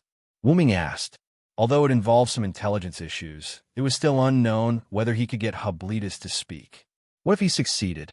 According to the records in the database, the god who created us Kakai species is called Sail Tower. He disappeared 10,000 years ago. After hearing Wuming ask about the god who created him, Hubrick was silent for a moment before explaining to Wuming. Wuming looked at Hubrick in surprise. Wuming didn't expect Hubrick to speak. After all, this was a so-called secret. After that, Hubrick really didn't say anything else. So Hubrick only told me the name of the god who created them. He didn't expect to get any information anyway, so it didn't make a difference. At that moment, the magic airship started shaking violently. Wooming and Hubrick stopped. Has that thing made a move? Wooming spread his magic power and sensed the direction of the three humans. There were a species that was quickly approaching them. Demon spawn? After confirming that the enemy was just an ordinary demon, Wooming began to move in the direction of the three humans. Let's go, Hubrick. The timeline was pushed forward by a few minutes. After the three humans entered here, they moved forward carefully and seriously. While investigating the surrounding passageways, a rather young man among the three of them shouted excitedly, "Rick, Ivan, come and see." The young man, Oray, discovered something and became excited. However, the leader, Rick, and Uncle Ivan looked at Oray seriously and gestured to him to be quiet. Oray only then reacted. In this era, making a scene meant death. Even the humans in their temporary base didn't dare to go out much for fear of attracting disaster. However, since it was something that could make Oray excited, it must be something good. Then, the three followed Oray to a room. A world map drawn by the goblins. And it's the latest version. Rick was also a little excited, but as a qualified leader, he wouldn't lose his cool. That's right. Even the division of the forces of each race is clearly marked. This time we picked up a big fish. Ivan was also happy. Ivan, Oray, modify our map according to the goblin's map. Be quick, Rick ordered. Yes, pledge to the will. Just like the slogan of Y. After Ivan and Oray finished speaking, the two of them took out a map and a series of tools from their backpacks, such as a quill and a right-angle board, and began to modify the map. Rick, on the other hand, went to a device and began to study it. A communication device for the goblins. Rick looked at the lines of text that flowed out of the device that looked like a telescope and said calmly, for Rick, it was necessary to learn the language of other races. Therefore, Rick began to decipher this information. How much more are they going to destroy this planet? Rick said softly with anger and sadness. It seemed that Rick saw a shocking secret. At this moment, the entire magic airship began to shake. Rumble, leave quickly, Rick immediately ordered. This situation meant that something was about to attack. Ivan stepped out of the room first. Rick looked at Oray, who wanted to take the goblin's device away, and said with a frown, "Don't bother with the devices that need to be activated by the elves." But Oray was unwilling to give up. Really, it was not easy to find valuable information, and he was unwilling to be unable to take it away. Just say it if you want to die. Rick suddenly became ruthless. Oray gritted his teeth and gave up on the goblin's device, and followed Rick out of the room. Because the structure of this magic airship extended in all directions, even if most of it was destroyed, the interior was still relatively chaotic. Only people like Wooming and Hubrick could not get lost on their first try. Rick and the other two probably used some method to record the route when they came in. If they wandered in here, it was likely that they would be killed by the hidden dangers. Right now, the three of them were hiding in a cavern that had collapsed. They adjusted their breathing and tried their best not to be detected by the demons. The three of them had already realized that the enemy this time was the demons. The hearts of the three of them fell silent. Demons were existences that treated humans as food. The feeling of watching one's friends and family being eaten by demons with one's own eyes was simply maddening. But even so, Ivan, I order you to die here. Rick tried to be as cold as possible, but he still could not hide the sorrow in his words. It was already a routine. Among those who went out to collect information, once they encountered a similar danger, one of them must be sacrificed to help the others escape. And as the leader, Rick naturally could not be sacrificed. Oray was still of the younger generation, so Ivan, who already had a family and children, was the best choice. In an era where humans could not survive, once it was time to sacrifice, it would always be the older person who took this step. Take care of my daughter. Although he was ordered to die, Ivan still maintained a smile, because his death was for his two compatriots to live. He died without regrets.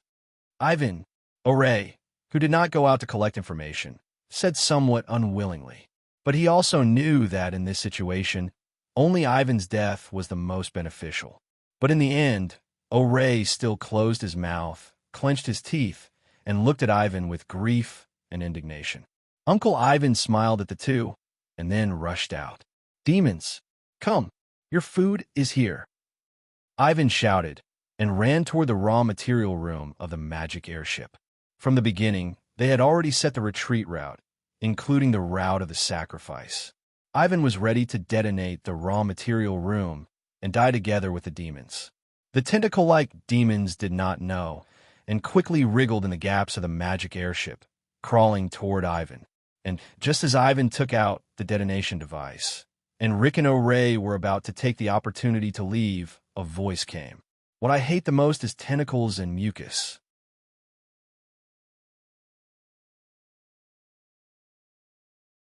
Chapter 4:18. As soon as Wooming finished speaking, the demon's tentacles stopped as if it was stunned. Then, a blue transparent substance began to appear on the body of the giant demon. It was ice. In just a second, the demonic seed turned into a lifelike ice sculpture. This made Ivan, who was about to self-destruct, stunned as he stared blankly at the demon that was already very close to him. At such a close distance, Ivan could even feel the cold air coming from the ice sculpture. What's going on?" Ivan asked in a trembling voice. "Ivan, get out of there. There are people of other races here." At this time, Rieker shouted at Ivan and then ran toward Ivan with a ray. Ivan was reminded and immediately calmed down as he hurried to meet up with Rieker and Oray. The three of them were in a state of alert as they looked around. The reason why Rieker and Oray came back was because of the strength of the enemy. The enemy was a powerhouse who could instantly freeze the demon, so escaping was impossible. Therefore, Rieker and Oray chose to meet up with Ivan. "Rieker, what do we do now?" Oray gulped and asked nervously. "Don't act rashly for now. Since the other party didn't choose to attack us, but chose to attack the demon, it means that they are not hostile to us." Leader Rieker calmly analyzed. Although that was what he said, Rieker's hand was still on his dagger. After all, although the other party could be said to be Ivan's savior, but in this era, there were also people who first gave people hope and then gave people despair, so they must not be careless. Because in this era, carelessness meant death. "It's all my fault, Rick. If I could have detonated it earlier, maybe you could have taken the opportunity to escape," Ivan said to Rick with some self-blame, still keeping his vigilant eyes on the surroundings. "Don't say that, Ivan. Even if you detonated the material room and bought us time, don't forget that the other party can instantly freeze a demon of this size. If they really wanted to kill us, I don't think we could outrun such a powerhouse." Rieker said calmly as he continued to look around vigilantly. That's true, Ivan. Maybe the other party actually wants to save you so that we can leave safely. That way, you can meet Nana." Oray's face was filled with joy and hope as he pretended to be calm and said to Ivan, "By the way, Nong-Na was Ivan's daughter." Wooming, who was hiding in the dark, was amused. He had to admit that a naive human like Oray could actually survive in this era. Even Wu-Ming, after knowing the current information of this world, had already realized that this was a race war. Wu-Ming still understood the principle that those who were not of his race would have different intentions. Not to mention, humans were a race that was ignored by other powerful races. Oray was truly naive to say such a thing. "Don't be silly, Oray," Rieker scolded. "The other party didn't do anything to us because we're still useful. No one would save us humans. You know that, right?" Rick's words shamed Oray to the core. Oray understood that, but he still hoped that someone would come to save them. "But, Rieker, didn't you think the same before? A god that can create humans." Oray's voice became softer and softer until he stopped talking. "Humans don't have God. We humans have to rely on ourselves." Rieker glanced at Oray and continued to look around vigilantly. "Rieker, that person hasn't appeared yet. What's going on?" Ivan voiced out his confusion. "That's right. Ever since the demon was frozen, Rieker, O'Ray, and Ivan had met up and looked around vigilantly. Even now, that person still hadn't appeared. Now that you mention it, it seems that's true. O'Ray also realized that something was wrong after hearing Ivan's words. Riker naturally noticed the problem, but Riker thought that the other party was just putting on airs and putting on a show, so he didn't care. However, it had been so long, and the other party still hadn't appeared. That wasn't right. Did he leave? This thought popped up in O'Ray and Ivan's minds.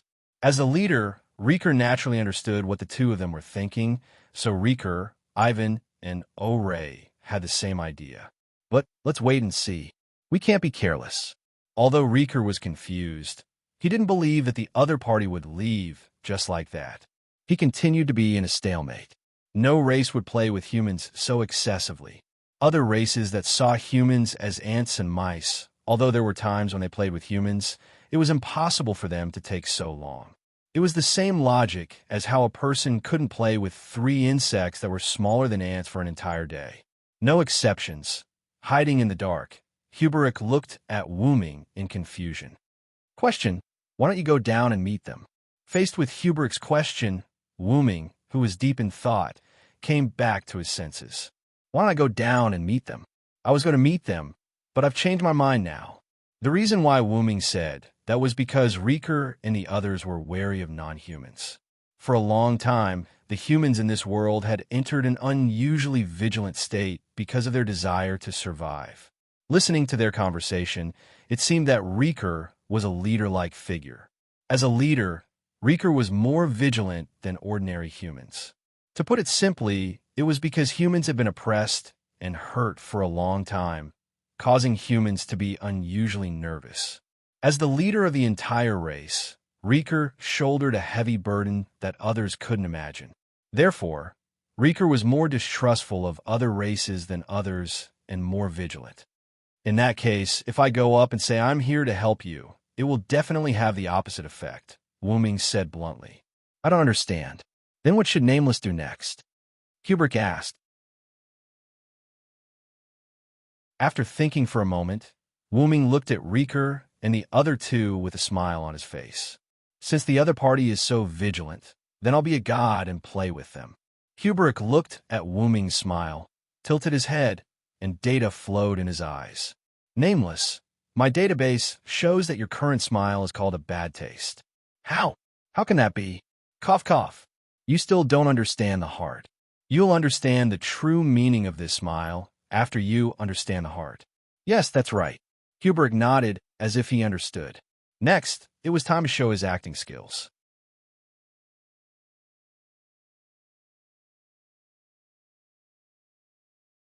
Chapter 419.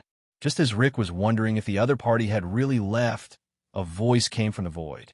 Nice to meet you, human. This was Wuming changing his voice through magic.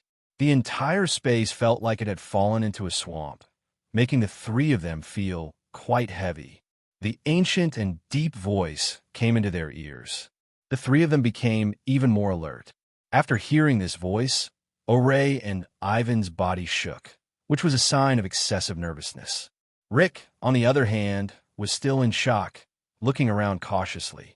Let me introduce myself. I am a god, and I don't come from this world. Another world? Ivan and O'Ray looked at each other and exclaimed. Another world? Rick frowned. Regardless of whether the other party was lying or not, one thing was for sure, and that was the other party's information was unknown. Because he didn't know the other party's identity, he couldn't come up with a plan. I can only rely on the conversation to analyze. Rick thought in his heart. That's right, another world. For some reason, I came to this world and met you by accident. The deep voice continued. Then, Lord Unknown God, why do you want to save us? Is it purely out of kindness? Rick asked. However, his question sounded like an interrogative question. Hey, Rick. Ivan and O'Ray looked at Rick nervously. Rick was supposed to be the most cautious one, but now he was the most reckless one. However, Rick did this for a reason. With his super advanced observation skills, Rick was able to glean some information from Wuming's words. This was a god who was not easily angered. Ha ha, as expected of the leader of the humans. Even if I said that I just wanted to help you, You wouldn't believe me. Wuming laughed. Ivan and Ole were stunned, while Rick's lips curled into a smile. That's right, I have a purpose. Wuming's words made Ivan and O'Ray's body tense up. After all, even if he was from another world, he was still a god. Leader of the humans, Rick, I want to make a bet with you. Rick frowned when he heard this. What bet? Rick asked bluntly. I'll bet on the possibility of being human. Rick felt as if he'd been struck by lightning. His body trembled slightly, and his pupils contracted. Possibility? Ivan and O'Ray, on the other hand, looked confused. Then, why are you betting on the possibility of humans with me? Rick asked in a heavy tone. In the world I live in, I am the guardian god who protects humanity. Do you understand? Wuming explained. Rick's pupils contracted again, and then he smiled. Is it possible for humans? Although Wuming was wearing a mask, he could sense that Rick's smile contained a lot of meaning. Sadness, joy, excitement, dissatisfaction. Almost all positive and negative emotions were contained within. How about it? Do you want to bet? The bet is that the winner can order the loser once. Any kind of order. What do you think? Wuming continued asking. I'll bet with you. Rick answered Wuming with unprecedented enthusiasm. Ah, very good. Leader of the humans, Rick, I look forward to your actions. After that, the heavy pressure on the three disappeared. The god left. Hey, Rick, is it really a good idea to make such a rash decision? Ivan and O'Ray looked at Rick worriedly. Although this unknown god gave off a harmless feeling, they should still be cautious. After all, Rick was their leader. If something were to happen to him, what would they do? Don't worry, I will win. Rick looked at Ivan and O'Ray. Ivan and O'Ray looked into Rick's eyes and were stunned. This pair of eyes contained an unprecedented light, filled with faith and hope. It was as if Rick had become a completely different person. By the way, what is the possibility of being human? O'Ray was completely confused. That guy is surprisingly emotional, Rick said, baffled. Huh? Ivan and O'Ray looked at each other, even more confused. Think about it. That guy is a god from another world who protects the humans, and the humans under his protection live a happy life. But when they come to this world, they find that the humans here are so weak. If it were you, what would you do, O'Ray? Oh, Rickety asked. If it were me, I would be very unhappy and would want to change the situation. It was like a certain country. The people of that country were living very well in their own country, but one day they went abroad and found that their countrymen were being targeted by others. Their lives were very miserable. Naturally, their first reaction would be very unhappy. That god is the same. He can't stand the humans being so depraved, so he wants to change the situation. The possibility of being human is the key. Ivan and O'Ray still didn't quite understand, but, well, it's all up to you, Rick. We don't understand this. Ivan looked helpless. That's right, that's right. As long as it's Rick, I believe you can win. O'Ray looked at Rick like a fanboy. Let's go, Ivan O'Ray. Let's go realize our possibility. Oh, then the three of them left. Wuming's Hubrick's figure walked out from the side. I don't understand. The possibility of being human is not recorded in the database. Hubrick thought about this as he listened to the conversation between Wuming and Rick. When you have a heart, you will naturally know. You don't need to think about it. Wuming touched Hubrick's head and said casually. Hubrick nodded as if he didn't fully understand. Then, Hubrick asked another question. Question, nameless, is it God? Or is it acting? Hubrick tilted his head and looked at Wuming. Ah, you mean that? It's not completely acting. After all, I really did bless the humans and was worshipped as a god by them. Wuming thought of the Yura people. But, compared to being a god, I prefer to be a traveler. The world is too big. It's impossible to finish walking, Wuming said with a smile. God, traveler, bless humans. Hubrick muttered the key words. No one knew what he was thinking. The human named Rick is very good. I'm going to give you to him and stay by his side. I believe you will understand the heart.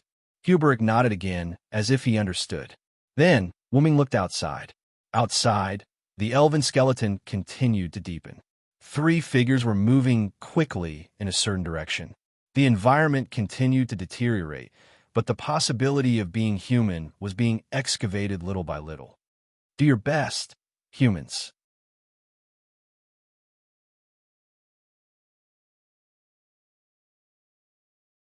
Chapter 420. Rick went back with hope in his heart. Wooming and Hubletus quietly followed behind Rick and the others. What a joke. It was not easy to meet humans. It would be a huge loss if they did not follow them to figure out where the humans gathered.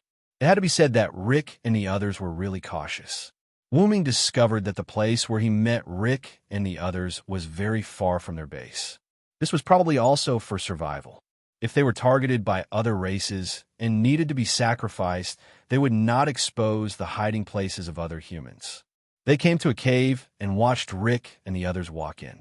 Wooming speculated that this might be their base. Find a place to hide. Don't run around.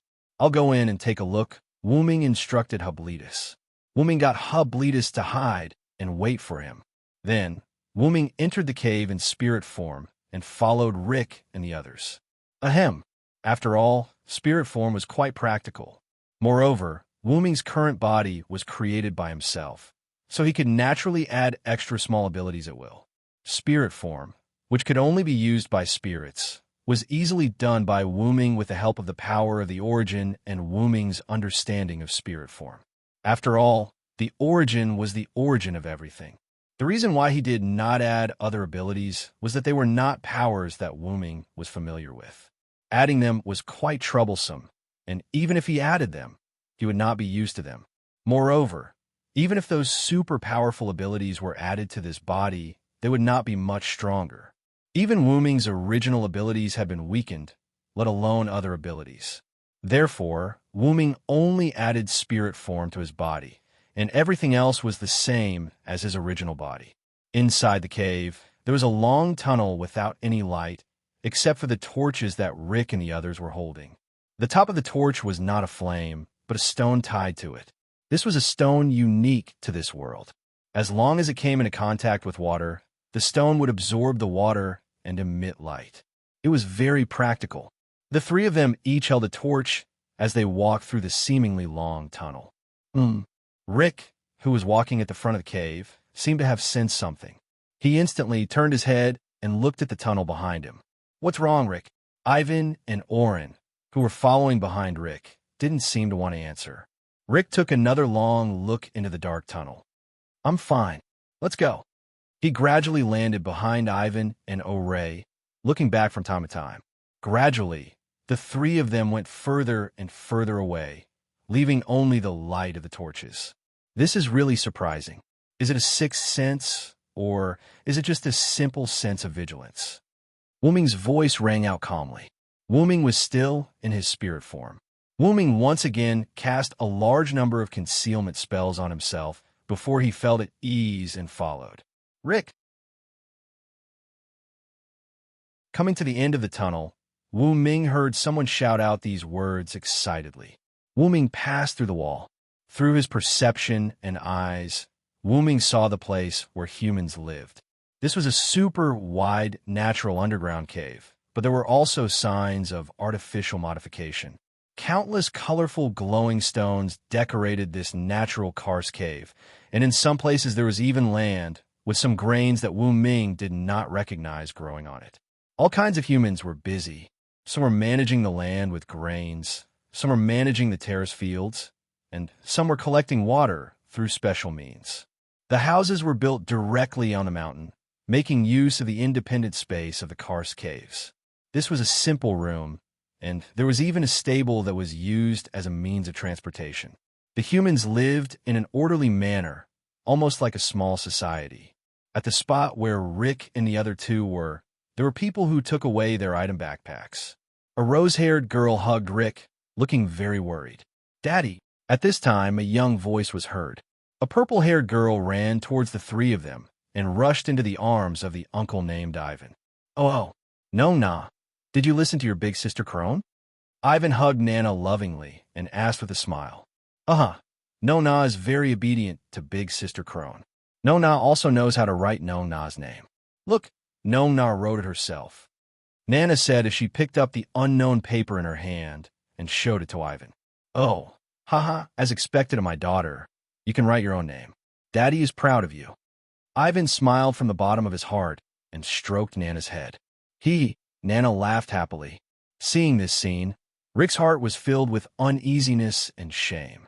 If it wasn't for the god who came in time, Nana probably wouldn't be able to see her father again. Rick lowered his head in self-blame. Rick, what happened? The rose-haired girl frowned as she looked at Rick, who had his head lowered. It seemed like a lot of things happened. It's okay, Crone. Rick shook his head and looked at Crone with fighting spirit in his eyes.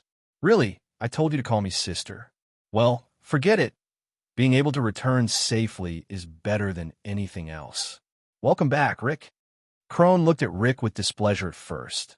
Then her expression relaxed, and she smiled at Rick. Yes, I'm back, Crone. Seeing this scene, Wooming nodded with satisfaction. Saving the human named Ivan wasn't in vain. Wooming in spirit form nodded with satisfaction. Then he didn't look at Rick and the others anymore. Instead, he left the place and went outside to meet up with Zubrick. On the top of a slightly higher mountain nearby, Wooming and Zubrick looked into the distance. Hey, Zubrick, I think you should enter the lives of these humans. Wooming said without turning his head. Answer, Zubrick has been abandoned by the Kakai race. How to deal with him is the power of the current owner of Zubrick. Nameless, Zubrick said calmly. Your words are quite ambiguous. I'm not your master. Remember, no one can be the master of others, not even you, the Kakai race, because you're a race that is about to have a heart. Understand? Can't. Data flowed in Zayuberik's eyes as he stuttered this sentence. Well, you won't understand even if I tell you now. When you have a heart, you will understand without a teacher. Wooming smiled as he stroked Zayuberik's head. Wooming firmly believed that after living with humans for a period of time, and with Wooming's guidance, Zayuberik will be able to understand a heart and have feelings. Because letting machines have feelings was one of the possibilities for humans. You're tuning into the Warrior Lore YouTube channel. Don't forget to subscribe and join us on this journey to catch the most captivating stories.